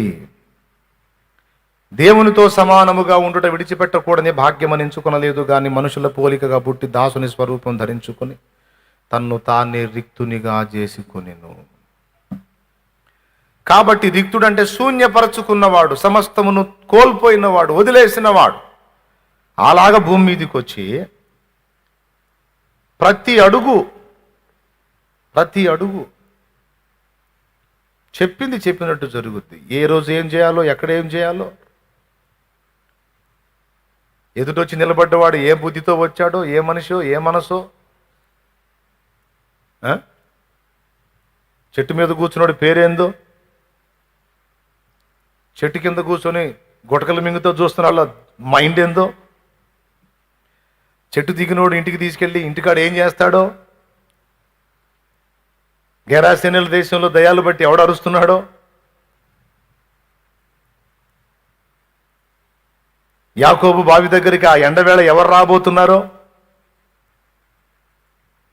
ఎప్పుడు నీళ్లను ద్రాక్షరసంగా మార్చాలో, లాజరు రోగి అయి ఉన్నాడు. లాజరు ఎప్పుడు నిద్రిస్తాడో, ఎప్పుడు పోయి లేపాలో, యాయీరింటికి ఎప్పుడు వెళ్ళాలో, మార్గ మధ్యంలో ముట్టిన ఆమె స్వస్థత విషయంలో ఎలా ఆమెను బయటికి తీయాలో, ప్రతి అడుగు మీరు గమనించినట్లయితే, మీరు పట్టణంలోకి వెళ్ళండి, కూజాతో నీళ్లు మోసుకున్నవాడు ఒకడు వెళ్తా ఉంటాడు. మీరు పోయేసరికి వాని వెంటబడి పోండి. అతడు ఏ ఇంటికి పోతాడు ఆ ఇంటికి పోండి. ఆ ఇంటి యజమానుడికి చెప్పండి మేడగది సిద్ధపరచమని అంట. వీళ్ళు పోయేసరికి ఆడు కూజా తీసుకొని పోతాడని ఎనకెట్ట తెలుసు? అసలు ఏంది ఇది? ఒక వింతలాగా లేదా? వింత. సరే, యేసయ్య సంగతి అక్కడ పెట్టు, భక్తులు కూడా అంతే ఉన్నారు. ఓడ మొత్తం గందరగోళం అయిపోయి మొత్తం సచ్చేటట్టున్నామని తిండి తిప్పలు అందరూ మానేస్తే పౌలు గారు అంటాడు, అయ్యలారా ఓడకే కానీ మీకేం కాదు, దేవుడు చెప్పాడు తినండి అంటాడు. అసలు ఎలా వీళ్ళందరికీ ఈ సమాచారం అందింది అంటే ఒక్కటే ఒక్క ఆన్సర్: దేవుడే తమ ప్రపంచం అయిపోయాడు. వారు భూమి మీదనే ఉన్నారు కానీ, భూలోకంలోని మనుషుల్లాగానే ఉన్నారు, వ్యక్తులాగానే ఉన్నారు కానీ వారు పూర్తిగా పరలోకంతో కనెక్ట్ అయిపోయారు. భూమి మీదనే పరలోక సంబంధులుగా, పరలోక పౌరులుగా జీవితాన్ని జీవించడానికి తమను తాము, తమ మనస్సుని సిద్ధపరుచుకున్నారు. అర్థమైందా? భూమి మీదనే మనుషులుగా కనబడుతున్నారు కానీ తమ మైండ్ అంతా కూడా దేవునికి ట్యూన్ అయిపోయింది. అంటే ఈ లోకములో కనబడుతున్న పరలోక సంబంధులు. దేవునికి స్తోత్రం కలుగును గాక. హల్లెలూయా. మనుష్య కొలతకు కొరగాని వారు కానీ దేవుని కొలతకు సరిపోయిన వారు, మనుషులకు అర్థం కారు కానీ దేవుని మనసు నెరిగి కదలికలు కదిలినటువంటి వ్యక్తులు, భక్తులు. దేవుని కొరకు జీవించాలి, దేవుని చిత్తం చేయాలి, దేవుని మహిమపరచాలి, దేవుని సంకల్పం నెరవేర్చాలని ఎవరికైనా ఉంటే, ఒరిజినల్గా యథార్థంగా రోషం కలిగిన, నీతి నియమం కలిగిన సేవ చేసి మనుషుల్ని కాక ముందు దేవుని సంతోషపెట్టుట అనే మెట్టులోకి రావాలనే అభిప్రాయం ఎవరికైనా ఉంటే ఇదిగో ఈ అనుభవాలను సాధన చేయాలి. దేవునికి స్తోత్రం కలుగును గాక. హల్లెలూయా. ఎప్పుడు దేవుడు వస్తున్నాడో తెలుసు. ఎలా అంటే ముందుగానే సమాచారం అందుద్ది, వాళ్ళకి స్పర్శ అందుద్ది. కరడు కరడును పిలుచుచున్నది అన్నాడు కీర్తనల గ్రంథంలో. కరడు అంటే అలా. ఒకసారి చూద్దామా ఆ వచనాన్ని?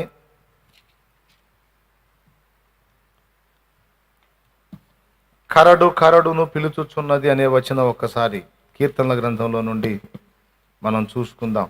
42వ అధ్యాయం 7వ వచనం. అది చదువు తల్లి.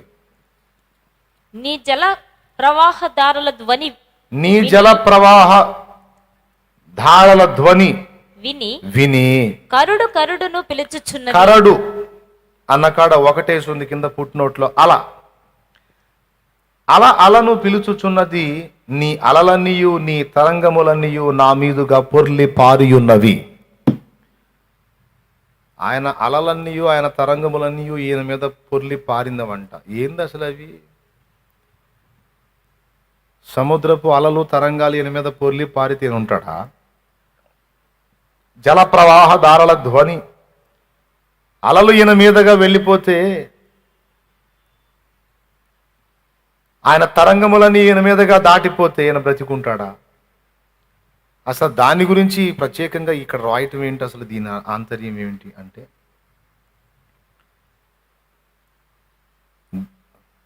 జల ప్రవాహ దారల ధ్వని, అలల ధ్వని లేక అలలు, తరంగములు, ఇవన్నీ కూడా భూమి మీద తన సంకల్పముల విషయమై దేవుడు కలిగున్న ఆలోచనలు.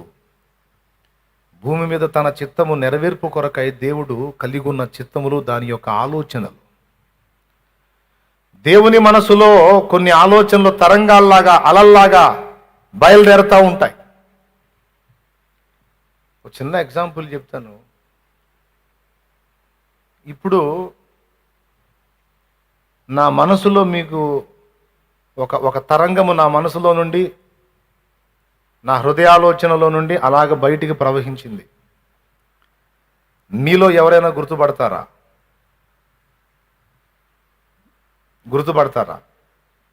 గుర్తుపట్టరు.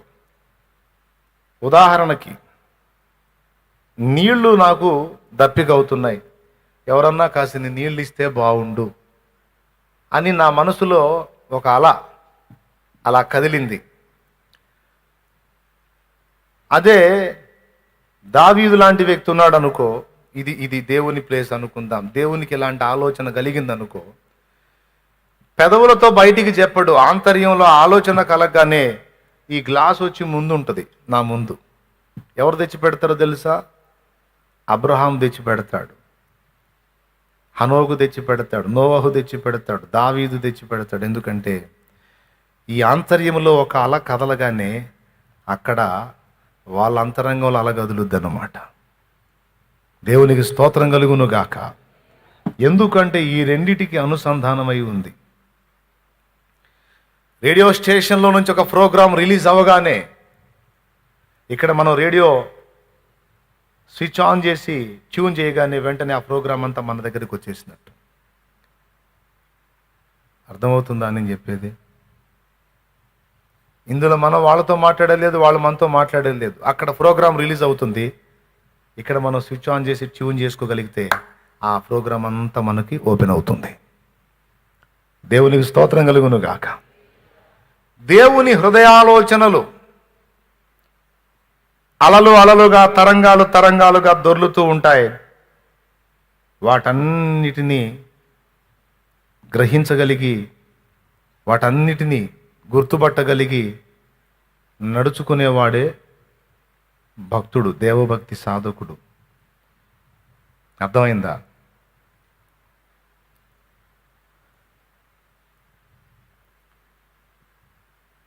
దావీదు సహోదరుల కోసం వచ్చాడు. దేవుడు అనుకున్నాడు, వాడు మాట్లాడే మాట దావీదు వింటే బాగుండు అని. నిజమే, దావీదు పోయి వింటనే ఉన్నాడు. ఇక దేవుడు అనుకున్నాడు మనసులో, దావీదు ఫోన్ చేసి చెప్పాడా, దావీదు నువ్వు ముందుకు రంగంలో దిగునానా అని చెప్పాడా? దేవుడు అనుకున్నాడు, దావీదు ఇందును గూర్చి రోషం తెచ్చుకొని వాని మీద యుద్ధం ప్రకటిస్తే బాగుండు. వెంటనే దావీదు ఆ మాట అననే అన్నాడు. దేవుడు అనుకున్నాడు, ఈ మాట తన మనసులో కాదు పక్కవాడతంటే బాగుండు, అననే అన్నాడు దావీదు. అన్నల దగ్గరికి పిలుపు వచ్చింది. అక్కడికి వెళ్ళిన తర్వాత వాళ్ళు అతన్ని తృణీకరించారు. ఆ తృణీకారాలన్నీ స్వీకరించకుండా దులిపేస్తే బాగుండు దావీదు. నిజమే, అదే దులుపుడు దులిపేశాడు కూడా. ఇలా చేస్తే బాగుండు దావీదు, ఇలా చేస్తే బాగుండు, ఇలా చేస్తే నా దాసుడు బాగుండు, ఇలా చేస్తే నా దాసురాలు బాగుండు, ఈ సమయంలో ఇలా స్పందిస్తే బాగుండు. అన్యాయముగా యూదులు ఆయనను చెరబట్టి చంపజూచి ఆయనను దుర్మార్గంగా ఆలోచన చేస్తున్నప్పుడు, ఇన్ని మంచి కార్యాలు చేశాను, ఏ కార్యం నిమిత్తం నన్ను రాళ్లతో కొడతాదని, నా కుమారుడు అంటే బాగుండు అననే అన్నాడు యేసయ్య. పొంతి పిలాతు సభలో మౌనంగా ఉంటే బాగుండు నా కుమారుడు అను. మౌనమే అక్కడ సమాధానం. రోమా సైనికులు ఆయన కొట్టి చిత్రవద చేస్తున్నప్పుడు నా బిడ్డ మౌనంగా ఉంటే బాగుండు. నిజమే, మౌనమే వహించాడు. యూదుల దగ్గర ఒక రకంగా స్పందించాడు, ఆ టైములో అలా స్పందించాడు. కొంతకాలం గడిచిన తర్వాత మరో సందర్భంలో, మరో టైములో మరొక విధంగా స్పందించాడు. అన్ని కాలాల్లో ఒకే విధంగా యేసు స్పందించలేదు. ఆయా కాలాలకు అనుగుణ్యంగా ఆయన స్పందనను మనం గుర్తుపట్టగలుగుతాం. అప్పుడు గళమిప్పి మాట్లాడిన యేసు మరొక ఘట్టంలో మౌని అయిపోయాడు. దేవునికి స్తోత్రం కలుగును గాక. అంటే అప్పుడు మాట్లాడితే బాగుండని తండ్రి అనుకున్నాడు, అందుకు నోరు తెరిచాడు. ఇప్పుడు మౌనంగా ఉంటే బాగుండని తండ్రి అనుకున్నాడు, నోరు మూశాడు. ఎక్కడ నోరు తెరవాలో, ఎక్కడ మౌనంగా ఉండాలో, ఎవరి విషయంలో ఎలా స్పందించాలో, ఎప్పుడు ఎక్కడికి వెళ్ళాలో, ఎక్కడికి వెళ్ళొద్దో, అక్కడ కరడు కదిలితే ఇక్కడ కరడు కదలాల. అక్కడ దేవుని హృదయంలో ఒక అల ప్రవహిస్తే ఇక్కడ భక్తుని హృదయంలో కూడా అలా కదలాల. దావీదు చెప్పింది అదే, నీ జల ప్రవాహ ధ్వని కరడు కరడును పిలుచుచున్నది. ఆ తర్వాత ఏమన్నాడు? నీ అలలన్నీయు నీ తరంగములన్నీయు నా మీదుగా పొర్లి పారియున్నవి. దేవునికి స్తోత్రం కలుగునుగాక. అంటే దేవుని ఆలోచనలన్నీ ఒడిసి పట్టగలిగాడు. బత్షెబా విషయంలో కూడా కొంచెం తొందరపడకుండా ఆగున్నట్లయితే దేవుని సంకల్పం నెరవేరేది. అక్కడ కొంచెం తొందరపాటు అడుగుబడింది. ఏంటంటే దావీదు ఊరియాను పనిగట్టుకొని చంపించే నిమిత్తం లేదు. సహజంగానే యుద్ధములో అతనికి ఒకవేళ మరణాన్ని దేవుడు నిర్ణయించి ఉండవచ్చు. అది జరిగిందాకా ఓపిక పట్టినట్లయితే తప్పకుండా అతడు ఆశించినది, లేకపోతే అతడు అనుకున్న బత్షెబ అతనికి వచ్చి ఉండవచ్చు. ఎందుకంటే వారి నుండి సొలొమోను రావాలి, సొలొమోను మందిరాన్ని కట్టాలి. ఇది ప్రణాళిక. నాతాను అడుగుతాడు, నేను ఇలాగ దేవుని మందిరం కట్టాలని ఉంది, ఈ విషయంలో మరి నీవేమంటావు నాయనా ప్రవక్త గారు అంటే, నీకు అడ్డం లేదు, దేవుడు నీకు తోడై ఉన్నాడు, కట్టమన్నాడు. ఈయనకు అలగదల్లా, దేవుని హృదయంలో అలగదల్లా, ఈయనకు మాత్రం అలగదిలింది తొందరపడి. తర్వాత డౌట్ వచ్చింది, ఎందుకైనా మంచిదని పోయి మోకాళ్ళు వేసాడు. మోకాళ్ళు వేసి, ఏంది నాయనా నోరు జారి వచ్చాను, పర్వాలేదా అంటే, తప్పు, నువ్వు పొరపాటు చెప్పావు, అక్కడ అతను కట్టకూడదు, అతనిలో నుండి వచ్చి అతని కుమారుడు నా మందిరమును కట్టిస్తాడు, పోయి చెప్పు అంటే, అప్పుడు పోయి, అయ్యా నువ్వు కట్టకూడదంట, నేను చెప్పాను కదా నువ్వు కట్టమని, వద్దొద్దు నువ్వు కట్టకూడదు, నీ కొడుకు కట్టాలంట.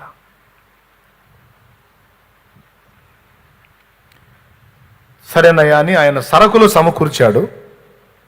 వాటన్నిటిని ఉపయోగించి సొలొమోను మందిరం కట్టాడు. ఇలాగా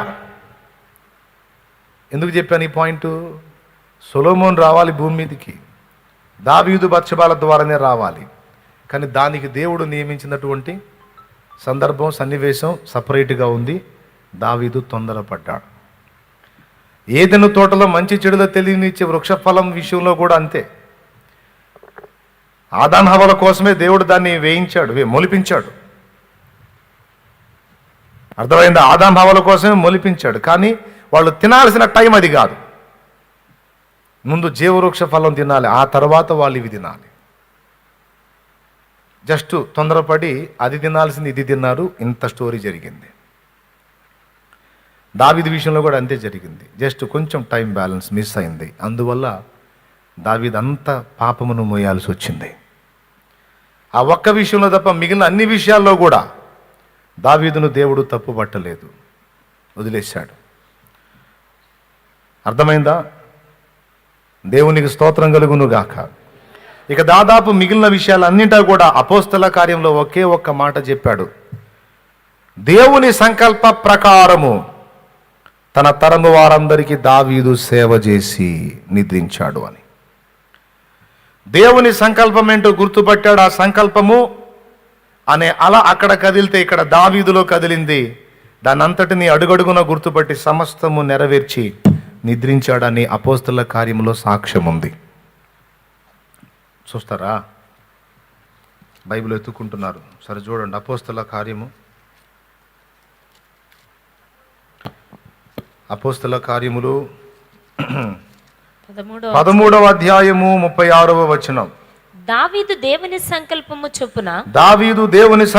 చొప్పున తన తరము వారికి సేవ చేసి నిద్రించి. చాలు. దేవుని సంకల్పము చొప్పున తన తరము వారికి సేవ చేసి, అదే మాట కదా ఇందాక నేను చెప్పింది కూడా. దేవుని సంకల్పము గుర్తుపట్టి గమనించాలి. దేవుని సంకల్పము అందరి విషయంలో ఒకే విధంగా ఉండదు. ఒక్కొక్కరి విషయంలో ఒక్కొక్క రకమైన సంకల్పాన్ని దేవుడు కలిగి ఉంటాడు. ఆయా సందర్భాలకు తగ్గట్టుగా దేవుడు తన ఆలోచనలను ప్రసరింపజేస్తూ ఉంటాడు. ఒకసారేమో మాట్లాడు అంటాడు, ఒకసారి మౌనం అయిపో అంటాడు. ఒకసారి మాట్లాడుట దేవుని చిత్తం, ఒకసారి మౌనముగా ఉండుట దేవుని చిత్తం. ఒకసారి ఒకటి చేయుట దేవుని చిత్తం, ఒకసారి దాన్ని ఆపుట దేవుని చిత్తం. అర్థమైందా?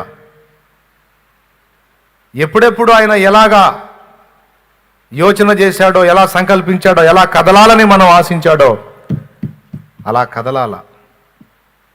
దేవుని సంకల్పాలు, దేవుని ఉద్దేశాలు, దేవుని ఆలోచనలు, ఆ అలలు గుర్తుబట్టి వాటి ప్రకారం ఇక్కడ మన అలలు కదలాల. అలా స్పందించేటువంటి దావీదులను, సమూయేలులను, ఇర్మియాలను దేవుడు వెతుక్కుంటున్నాడు. దేవుడు వెతుక్కుంటున్నాడండి. ఎందుకంటే అంత్యకాలపు సంఘాన్ని సిద్ధపరచాలంటే అలాంటి వ్యక్తులే కావాలి. ఎలా పడితే అలా, ఎట్లా పడితే అట్లా, ఎవరి మనసుకు తోచినట్లు వాళ్ళు ప్రయాణం చేసేది కాదు. దేవుని సంకల్పం ఎరిగి, దేవుని ఉద్దేశం ఎరిగి స్పందించాలి. కొన్నిసార్లు దాగి ఉండమన్నాడు, కొన్నిసార్లు విజృంభించమన్నాడు. దేవునికి స్తోత్రం. ఏలియాను ఒకసారి ఏమన్నాడు? కెరీతు వాగు దగ్గర పోయి దాగి ఉండమన్నాడు. ప్రభా, ఇదే నీ సంకల్పం, ఇక ఎప్పుడు కెరీతు వాగు దగ్గరే అని కూర్చోలా. కొద్ది రోజుల తర్వాత ఆయన సంకల్పం మారింది. అక్కడి నుంచి నువ్వు సారేపతులో ఉన్న విధవరాల దగ్గరికి పో, అక్కడ నీకు ఏర్పాటు చేశాను అన్నాడు. అక్కడికి పోయాడు. అక్కడి నుంచి మరో చోటకి, అట్లా రకరకాలుగా తన ఉద్దేశం అంతా కూడా ఏలియా నెరవేర్చినట్లు ఏలియాను ప్రేరేపించాడు దేవుడు. నా పాయింట్ ఏంటంటే, ఈరోజు నిజంగా దేవుని సేవ చేయగోరేటువంటి వాళ్ళకి ఖచ్చితంగా ఉండాల్సిన ప్రాముఖ్యమైన విషయం ఇదే. ఏదో కొద్ది గొప్ప బైబిల్ చదివిన అవగాహన, 4 ప్రసంగాలు చేయగలిగిన అవగాహన, ఏదో 2 పాటలు పాడగలిగిన అవగాహన, 2 మాటలు చెప్పగలిగిన అవగాహన కాదు. దేవుని హృదయాలోచనలు గుర్తుపట్టి ఆ విధంగా ఆ రీతిగా స్పందించేటువంటి భక్తులు కావాలి. మీరు మరి ఈ విషయంలోని ప్రాముఖ్యత గుర్తించారో లేదో నాకైతే తెలియదు.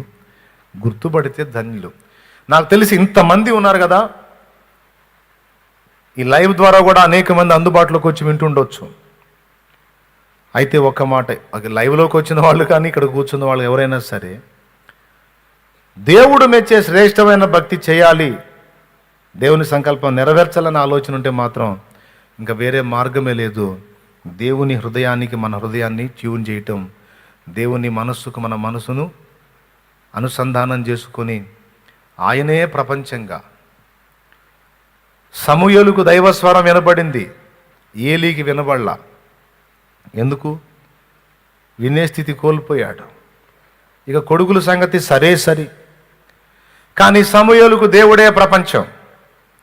ఆ దేవుడి సేవకుడు కనుక ఏలీకి విధేయత చూపాడు. కానీ తనకు పసిప్రాయము నుండి తల్లిని నూరిపోసింది దేవుని గురించే. ఉగ్గుపాలతో నేర్చుకున్నాడు దేవుని గురించి. అందుకే తల్లి లేదు, తండ్రి లేడు, ఎవరూ లేరు. ఆఖరికి ఏ దైవజనుడికి అప్పచెప్పాడు, ఆ దైవజనుడు కూడా నాతో లేడు, నేను ఒంటరిని. దేవా, నువ్వే నా తల్లివి, నువ్వే నా తండ్రివి, నువ్వే నా ప్రపంచం, నువ్వే నా లోకమయ్యా అని ఆయన సన్నిధిని దాచుకున్నాడు. 2 సార్లు పిలిచాడు. పరిగెత్తుకుంటా పోయి, ఇదిగో పిలిచావు కదా వచ్చాను. పెద్ద ఆయన దగ్గరికి పోయి లేపాడు, పెద్ద ఆయన, ఇదిగో పిలిచావు కదా వచ్చాను. దేవుడు మాట్లాడుతున్నాడు సమూయేలుతో. దేవుడు ఏ వైపు నుంచి ఎలా మాట్లాడతాడో, ఎక్కడ ఏ పాఠం నేర్పుతాడో, ఎక్కడ ఏ విషయం నాకు బయలుపరుస్తాడో నేను కాచుకొని ఉండాలి. ఒక దశలో ఇశ్రాయేలు ప్రయాణం చేయటం దేవుని సంకల్పం, మరో దశలో ఆగి కొంతకాలం అక్కడ విడిది చేయటం దేవుని సంకల్పం. దేవునికి స్తోత్రం కలుగును గాక. హల్లెలూయా. ఆగమన్నప్పుడు ఆగాలి, కదలమన్నప్పుడు కదలాలి. లేదు లేదు బయలుదేరమన్నావు కదా, సాగిపోమన్నావు కదా, ఇంకా సాగిపోతానే ఉంటామంటే మొత్తానికి పోతాం. గుర్తుపట్టాలి, సేవ చేసేవాళ్ళు కూడా గుర్తుపట్టాలి, విశ్వాసులు గుర్తుపట్టాలి, అందరూ గుర్తుపెట్టుకోవాలి. ఇవి ఎప్పుడు నోరు తెరిచి వాక్యం చెప్పమంటున్నాడో గుర్తుపట్టాలి, ఎక్కడ మౌనంగా ఉండమన్నాడో గుర్తుపట్టాలి.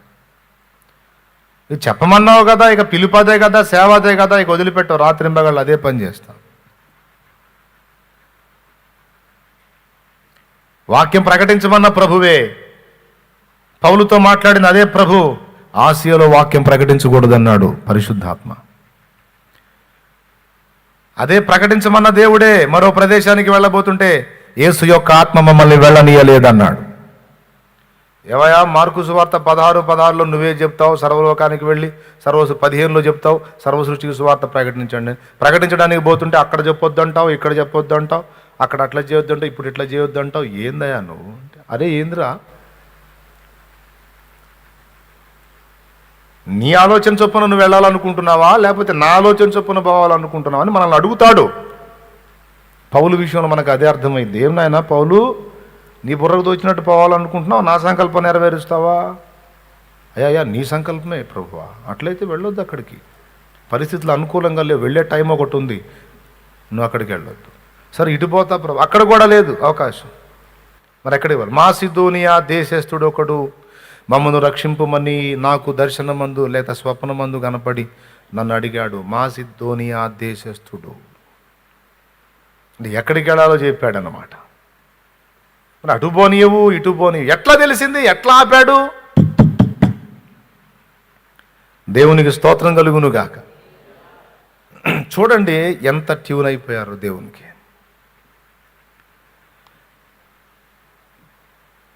దేవుని దగ్గర మౌనంగా కనిపెట్టుకొని పొందుకోవాల్సిన టైం ఒకటి ఉంది. ఆ పొందుకున్న జీవసహితమైన ఉపదేశం తీసుకొచ్చి బిడ్డలకు పంచిపెట్టాల్సిన సమయం ఒకటి ఉంది. ఆహా ఏం లేదు, ఇక పొందుకునేది లేదు, ఏం లేదు, ఇక రోజు నేను చెబుతానే పోతానే ఉంటా. నీకు చెబితే అలాగే నువ్వు చెయ్యి. కానీ అసలు ఏం చెబుతున్నాడో, ఏం చెప్పమంటున్నాడో, దేని కొరకు సిద్ధపరచమంటున్నాడో, దేన్ని బోధించమంటున్నాడో, ఏం మాట్లాడమంటున్నాడో, ఏది మాట్లాడొద్దు అంటున్నాడో, అన్నిటిని కూడా గుర్తుపట్టి మనం అడుగులు ముందుకేయాలి. దేవునికి స్తోత్రం కలుగును గాక. హల్లెలూయా. ఇలాగా దేవుని చిత్తం ఎరిగి, దేవుని సంకల్పం ఎరిగి, దేవుని కదలికల్ని గుర్తుపట్టి కదిలేవాడే శ్రేష్టమైన దేవభక్తి సాధకుడు, దైవజనుడు, దేవుని మనిషి అనేవాడు. దేవుని మనిషి అంటే దేవునికి సొంతమైన మనిషి. దైవజనుడు, దైవజనురాలు అని మనం పేర్లు పెట్టుకోవటం కాదు. అసలు దేవుని మనిషి అంటే, దేవుని దాసుడు అంటే దేవుని చిత్త ప్రకారం నడిచేవాడు అని అర్థం. ప్రతిదానికి సమయం చెప్తాడు. ఒకసారేమో నాటమంటాడు, ఒకసారేమో ఏమంటాడు పెళ్ళగించంటాడు, ఒకసారి కట్టు అంటాడు, ఒకసారి విర్రగొట్టు అంటాడు, ఒకసారి తీసేయంటాడు, ఒకసారి అక్కడ ఉంచు అంటాడు. ఎప్పుడు తీసేయమంటున్నాడు, ఎప్పుడు ఉంచమంటున్నాడు, ఎప్పుడు నాటమంటున్నాడు, ఎప్పుడు పెళ్ళగించమన్నాడు, ఎప్పుడు విర్రగొట్టమన్నాడు, ఎప్పుడు కట్టమంటున్నాడు. ఆయన చెబుతాడు, కనిపెట్టుకోవాలి. పాత తరపు భక్తుల యొక్క భక్తి సాధన అంతా అలా నడిచింది. ఇప్పుడు నవనాగరికత భక్తి రూపురేఖలు మారిపోయాయి. దేవుడు మారలేదు కానీ భక్తి మారింది, భక్తులు మారారు. ప్రశాంతత లేదు. సావధాన చిత్తంగా దేవుని సన్నిధిని కాచుకొని కనిపెట్టుకొని, అయ్యా స్పష్టంగా దేవుడు నాకు ఇది తెలియజేశాడు, దీని ప్రకారం నేను ప్రయాణం చేస్తున్నాను అనేది లేదు. ప్రతి మనుషుడు, ముఖ్యంగా దేవుని పనిలో ఉన్నటువంటి బిడ్డలందరూ కూడా దీన్ని గుర్తుపట్టాలి. కాస్త నిరుపు నిదానంగా దేవుని ముందు ఏమన్నా కనిపెట్టుకుంటున్నావా? దేవునిలో కదులుతున్న హృదయాలోచనలు నీలో కదులుతున్నాయా? దేవుని సన్నిధిని కాచుకొని కనిపెట్టుకొని ఆయన ఆలోచనల చొప్పున అడుగులు వేసి ఆయన మెప్పును పొందేటువంటి అనుభవంలో మనం ఉన్నావా? లేకపోతే మనుష్య మెప్పు కొరకు, మనుష్య గొప్ప కొరకు, మనుషుల సంతోషం కొరకు, మన మనస్సులో సంతోషం కొరకు ప్రయాణం చేస్తున్నామా? ఆల్రెడీ చేస్తున్న వారికి, చెయ్యబోవటానికి సిద్ధమవుతుంది, దేవుని పని చేయటానికి సిద్ధమవుతున్న వారికి అత్యవసర సందేశం ఇది. ఎంతమందికి అర్థమైందో ఒకసారి చేతులు ఎత్తితే సంతోషపడతాను. దేవునికి స్తోత్రం కలుగును గాక. ఈ ప్రాముఖ్యమైన సత్యాన్ని మీరందరూ గుర్తుపట్టాలని మనస్ఫూర్తిగా కోరుకుంటున్నాను. టైం అయిపోయింది. ఇందును గురించి ఇంక అనేక సంగతులు ఉన్నా, జస్ట్ మూలాంశాలుగా సంగతులు ఏవో ఉన్నాయి అవి మీకు అందించాను. మొట్టమొదట ఏం జరిగింది? బాలుడైన సమూయేలు దేవుని వాక్ప్రత్యక్షత పొందాడు. మూడవసారి ఏలీ దగ్గరికి వెళతాడు. మళ్ళీ పిలిచావు కదా వచ్చానంటే అప్పుడు గుర్తిస్తాడు. నాయనా సమూయేలు, ఈసారి నీకు ఆ స్వరం వినబడితే, ప్రభువా నీ దాసుడు ఆలకించుచున్నాడు నాయన, సెలవిమ్ము అని చెప్పయ్యా అంటే, అప్పుడు పోయి తరువాత మళ్ళా దేవుని స్వరం సమూయేలుకి వినబడితే ఇంకా బయటికి పరిగెత్తలా. సాగిలపడి, ప్రభువా యెహోవా నీ దాసుడు ఆలకించుచున్నాడు, సెలవివ్వండి అన్నాడు. అప్పుడిక భవిష్యత్ సంభవం ఏంటో అంతా కూడా శామ్యూయేలుకి బయలుపరిచాడు దేవుడు. ఇక అది మొదలుకొని ఆ తర్వాత ఇక సమూయేలు అభివృద్ధిలోకి వచ్చి 2 రాజుల్ని ప్రతిష్ఠ చేసి తను కొంతకాలం న్యాయాధిపతిగా వ్యవహరించి, తర్వాత సౌలును సిద్ధపరిచి, తర్వాత దావీదును కూడా సిద్ధపరిచి తన యాత్ర ముగిస్తాడు. దేవుని మనస్సుతో తన మనస్సు పెనవేసుకుపోయింది సమూయేలుది. దేవుని దగ్గర నుండి వాక్ ప్రత్యక్షత పొందాడు, వాక్కు పొందాడు. ఎంత అద్భుతమైన సాక్ష్యం! మీలో ఎవరికైనా నేను ఏ విధంగా తప్పుడు తీర్పు ఏమైనా ఇచ్చానా, అపకారం చేశానా, ఎవడదన్నా అన్యాయంగా దోచుకున్నానా, ఎవరికైనా ద్రోహం చేశానా చెప్పండి, ఎవడైనా ఉంటే సాక్ష్యం ఇవ్వండి అన్నాడు. ఒక్కడికి కూడా ధైర్యం లేదు. అంత అద్భుతమైన సాక్ష్య జీవితాన్ని జీవించినటువంటి మహనీయుడు సమూయేలు. సౌలును రాజుగా అభిషేకించినప్పుడు దేవుని ఆలోచన చొప్పునే అడుగేశాడు. తర్వాత సౌలును విసర్జించని దావీదును కోరుకున్నాను అన్నప్పుడు ఇక దురభిమాన పాపంలోకి వెళ్ళలా సమూయేలు. నేను అభిషేకించినోడు కదా, నేను అభిషేకించినోడు నేనే విసర్జించడం ఏమిటి, మరొకరిని నియమించడం ఏమిటి అనుకోలా. అతడు ఏమన్నా అనుకోని దేవుడి చిత్తం నేను చేయాలి. గుట్టుగా వెళ్ళి దావీదును అభిషేకించాడని సౌలుకు తెలిస్తే సమూయేలును చంపేపిస్తాడు. అయినా తెగబడ్డాడు. దేవుని చిత్తమే నేను నెరవేర్చాలి, దేవుని సంకల్పమే నేను నెరవేర్చాలి, ఎందుకంటే దేవుడు నాతో మాట్లాడుతున్నాడు. నేనైతే ఈ తరహా భక్తినే సాధన చేసుకుంటా ఉన్నాను. అలా ప్రయాణం చేయాలనే నా తీర్మానం. నా సహోదరులందరూ కూడా అలాంటి అనుభవాల్లోకి రావాలనేది నా కోరిక. దేవుని దగ్గర నుండి పొందాలి. మంచి ఆలోచన చెప్తాడు ఆయన. ఆత్రపడకూడదు, తొందరపడకూడదు, గందరగోళం కాకూడదు, గజిబిజి కాకూడదు. దేవుడు ఆగమన్నప్పుడు ఆగాలి, మాట్లాడమన్నప్పుడు మాట్లాడాలి, సాగమన్నప్పుడు సాగాలి. అందుకోసం ఆయనతో అనుసంధానం కావాలి.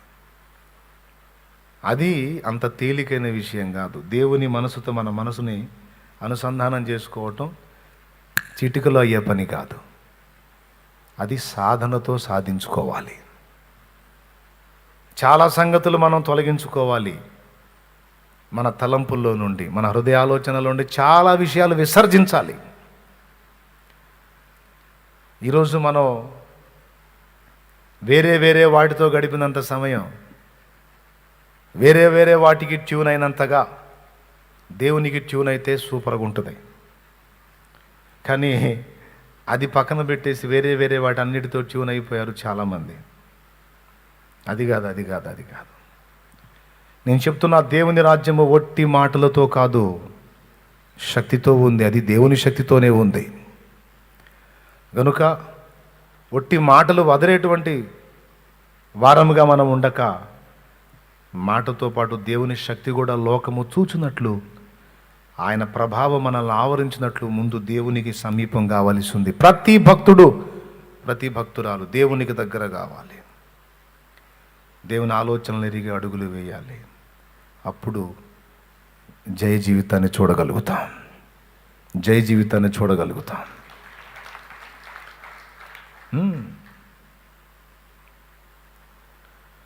జయించిన నీవు నా పక్షమై ఉండగా, జయమిచ్చు నీవు నన్ను నడుపుచుండగా. జయించిన నీవు నా పక్షమై ఉండగా, జయమిచ్చు నీవు నన్ను నడుపుచుండగా. జయమే నాశ నీకేనా స్తోత్రార్పణలు. జయమే నాశ అది ఏ నీ కాంక్ష, నీకేనా స్తోత్రార్పణలు. నా యేసయ్యా నీ దివ్య ప్రేమలో నా జీవితం పరిమళించెనే. నా యేసయ్యా నీ దివ్య ప్రేమలో నా జీవితం పరిమళించెనే. నా జీవితం పరిమళించెనే. కొంతమంది అలా ట్యూన్ అయిపోయి ఉంటారు దేవునికి. దేవుడు వారితో స్పష్టంగా అన్ని సంగతులు చెప్తూ ఉంటాడు. రేపు ఏం జరగబోతుందో చెప్తాడు, తాను ఏం చేయబోతున్నాడో చెప్తాడు. అందుబాటులో ఉన్నవాడికి, మనసు అనుసంధానం చేసుకున్న వానికి ఇంకో గంట తర్వాత ఏం జరగబోతుందో కూడా నీ మనసు దేవునితో అనుసంధానమై ఉంటే చెప్పేస్తాడు. ఎదుటి మనుషుల ఆంతర్యాన్ని చెబుతాడు. నీ ఎదుట ఉన్నవాడిని తొందరపడి నమ్మొద్దు, ఇదిగో వీనిలో ఈ లోపం ఉందనే వివేకాన్ని నీకు ఇస్తాడు. లేకపోతే దెబ్బతింటాం. రకరకాల వ్యక్తులు నీ ముందుకు వస్తూ ఉంటారు. ఎవరి ఆంతర్యం ఏంటో నీకు తెలియదు. ఆ లోపల ఒక వ్యక్తి అయి ఉంటాడు, బయట ఒకటి మాట్లాడుతూ ఉంటాడు. మోసపోతాం.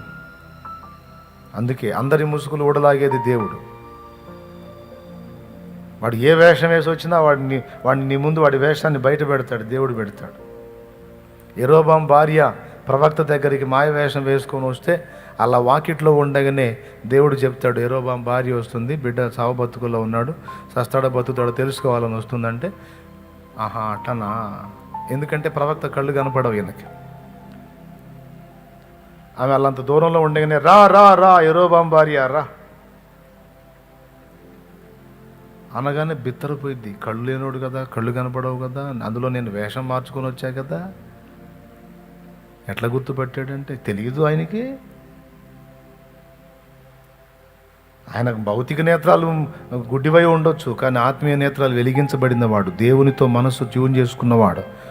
నువ్వు వచ్చి ఏ వేషం వేసుకొని వచ్చావు, నీ మనసులో ఏముందో మొత్తం తెలుసు ఆయనకి. లేకపోతే మోసపోతాం.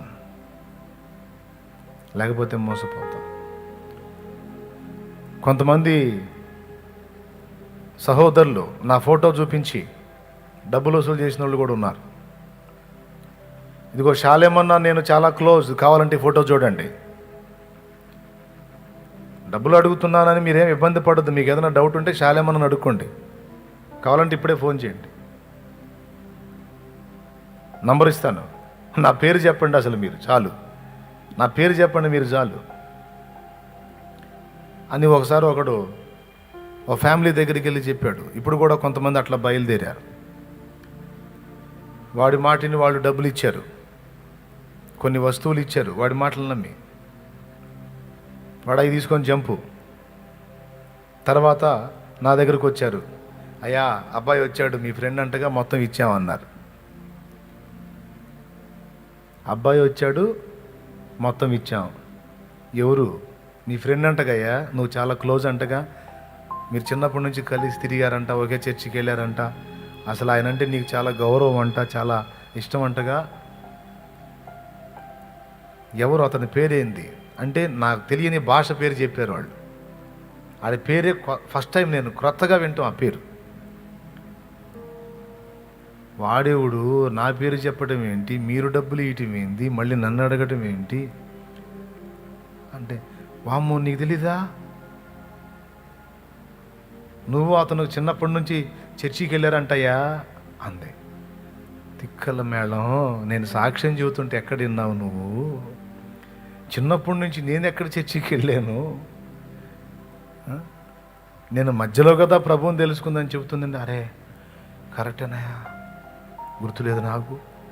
మా అమ్మ మా సొమ్మంతా పోయినట్టేనా? లబోదిబో లబోదిబో. ఏం చేయాలో ఏం చెప్పాలా? ఫోన్ చేస్తే వాడు వేరే భాష మాట్లాడుతున్నాడు, కోన్ హే తూ అంటున్నాడు. కోన్ హే తూ లేదు, చీ తూ లేలే పోరా, అయిపోయింది, ఇంక డబ్బులు పోయి నేను పో అనుకుని తీసేసుకున్నాను. కోన్ హే తూ లేదు, యాక్ తూ లేదు, మొత్తం అయిపోయింది డబ్బులన్నీ ఇవన్నీ. ఈ మధ్యకాలంలో కొంతమంది అలా బయలుదేరారు. లైవ్లో ఉన్నోళ్ళు కూడా చెప్తున్నా, ఇక్కడ కూర్చున్న వాళ్ళు చెప్తున్నా, అందరికి చెప్తున్నా. ఎవరెవరో వస్తారు, అన్న ఫోటో అన్నా అన్నా మీతో ఫోటో దిగాలని. అదేమో మళ్ళు మాణిక్యాలు ఏం కాదుగా, వెండి బంగారాలు ఏం కాదుగా, సరే కానీ నాయన దిగు నాయన నీ ఆనందం అని నిలబడ్డాను అనుకో. ఆ దిగి తీసుకొచ్చి నీకు చూపిస్తారు. చూడు శాలేమన్న నేను ఎంత క్లోజో, నా మీద మీకు ఏమైనా డౌట్ ఉంటే శాలేమన్నని అడగండి అని చెప్తారు. పొరపాటు నన్ను నమ్మి కానీ మీరు సొమ్ము జారారా, ఇంకేం లేదు, ఉపవాస ప్రార్థన చేసుకున్నా కూడా రావాయి. దేవుని స్తోత్రం కలుగును గాక. హల్లెలూయా. ఉపవాసంతో మొరపెట్టినా రావు, ఎందుకంటే ముందే చెబుతున్నాను కాబట్టి. కొంతమంది అలా బయలుదేరారు. ప్రజలు ఎవరి మాటను బట్టి బాగా ఆసక్తిగా ఉన్నారో, ఎవరంటే బాగా మక్కువగా ఉన్నారో, ఇష్టంగా ఉన్నారో, వాళ్ళ పేరు చెప్పి వాళ్ళ ఫోటో చూపించి, వాళ్ళతో వీళ్ళు దిగిన ఫోటో చూపించి మోసగించే వ్యక్తులు బయలుదేరారు. తస్మాత్ జాగ్రత్త, అందరికీ చెప్తున్నాను. ఈ సందర్భంలో వచ్చింది కాబట్టి కొంతమంది మనుషులు మన ముందు కనపడరు, చాలా అద్భుతమైన వ్యక్తుల్లాగా వాళ్ళ గురించి వాళ్ళు గొప్పగా చెప్పుకుంటారు. నాకు ఆయన తెలుసు, నాకేన తెలుసు, నాకు ముఖ్యమంత్రి తెలుసు, నాకు ప్రధానమంత్రి తెలుసు, నాకు వాళ్ళు తెలుసు, వీళ్ళు తెలుసు అని. నేనేం తొందరపడి నమ్మను.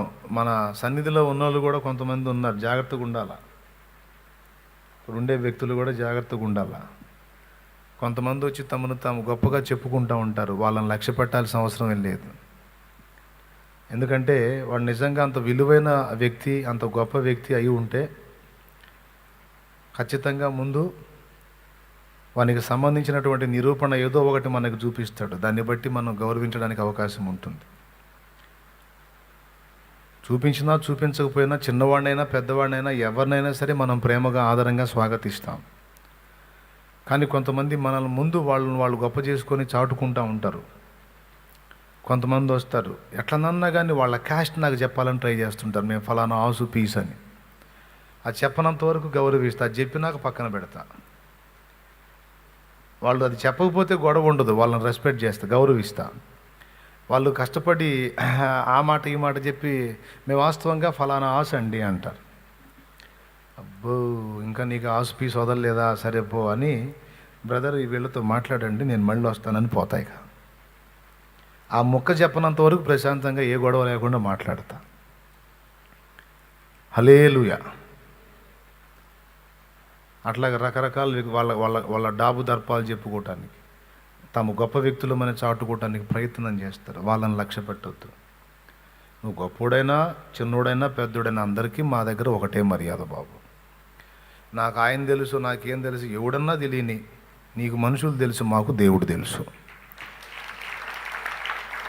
హల్లెలూయా, హల్లెలూయా. అది కాబట్టి దేవునితో అనుసంధానమై మనం ఉంటే మన ముందు నిలబడ్డ వాడేవాడు వాడి ముసుగులాగి మనకు చూపిస్తాడు, వీడు దొంగ నమ్మొద్దురా అని. అందుకే చెప్తున్నా అందరికీ, భక్తి నేర్పుతున్నా, దేవునితో ఐక్యపరచబడటం నేర్పుతున్నా, దేవుని మనసుతో అనుసంధానంగా అవటం నేర్పుతున్నా. ఇది మంచి పనేగా, అవసరమైందేగా. భవిష్యత్తులో అంత్యకాలపు సంఘము సిద్ధపరచబడాలంటే అలాంటి భక్తులు లెగిచ్చి వాళ్ళు అందుబాటులోకి వస్తే అప్పుడు కడవరి వర్షం కుమ్మరించబడుతుంది. అలాంటి భక్తుల ద్వారా ఉజ్జీవం వస్తుంది. అలాంటి వ్యక్తుల ద్వారానే దేవుడు తన సంఘాన్ని సిద్ధపరచుకుంటాడు, ఫిలదెల్ఫియా సంఘంలాగా. కాబట్టి ఇక సమయం ఆసన్నమైంది, అందరూ కూడా అలా సిద్ధపడాలి. ఎలా? మనుషులు వేసేటువంటి ఎత్తుగడలు, ఔడియాలు, పిచ్చి పిచ్చి ప్లాన్లు, ఎదుటి వాళ్ళని ఆకర్షించడానికి, ఎదుటి వాళ్ళ మనసులను వశపరుచుకోవడానికి చూపించేటువంటి యుక్తులు, ఎత్తుగడలు, ఈ చెత్తంతా పక్కన పెట్టేసేయండి. ఒరిజినల్గా భక్తి, దేవునితో ఐక్యపరచబడటం, దేవుని సన్నిధిని అనుభవించటం, దేవుని చేత ప్రభావంతో నింపబడటం, వచ్చి ప్రజల మధ్య దేవుని కొరకు ప్రకాశించటం. ఈ ఒరిజినల్ సాధన చేయండి. ఎందుకంటే అట్టిదే రేపు దేవుని ముందు తీర్పులో నిలవగలుగుతుంది. ఇక మిగిలిందంతా కాలిపోతుంది అగ్ని పరీక్షలో. ఓకే, దేవుడు మనందరినీ ఆ విధంగా సిద్ధపరచును గాక. హల్లెలూయా. అందరం మోకాళ్ళ మీదకి వద్దాం. దేవుని ప్రజలందరినీ దారి మళ్ళించిన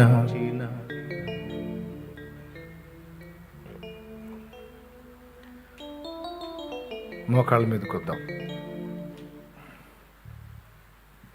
హల్లెలూయా, హల్లెలూయా, హల్లెలూయా, హల్లెలూయా.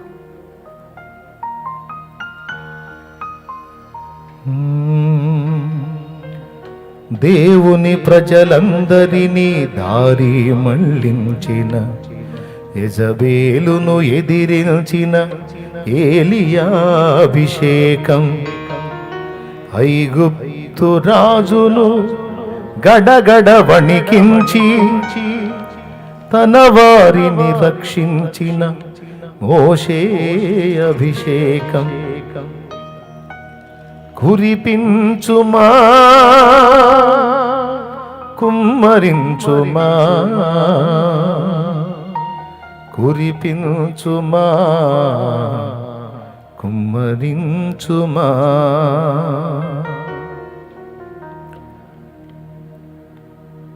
ప్రార్థన చేద్దాం, ప్రార్థన చేద్దాం, ప్రార్థన.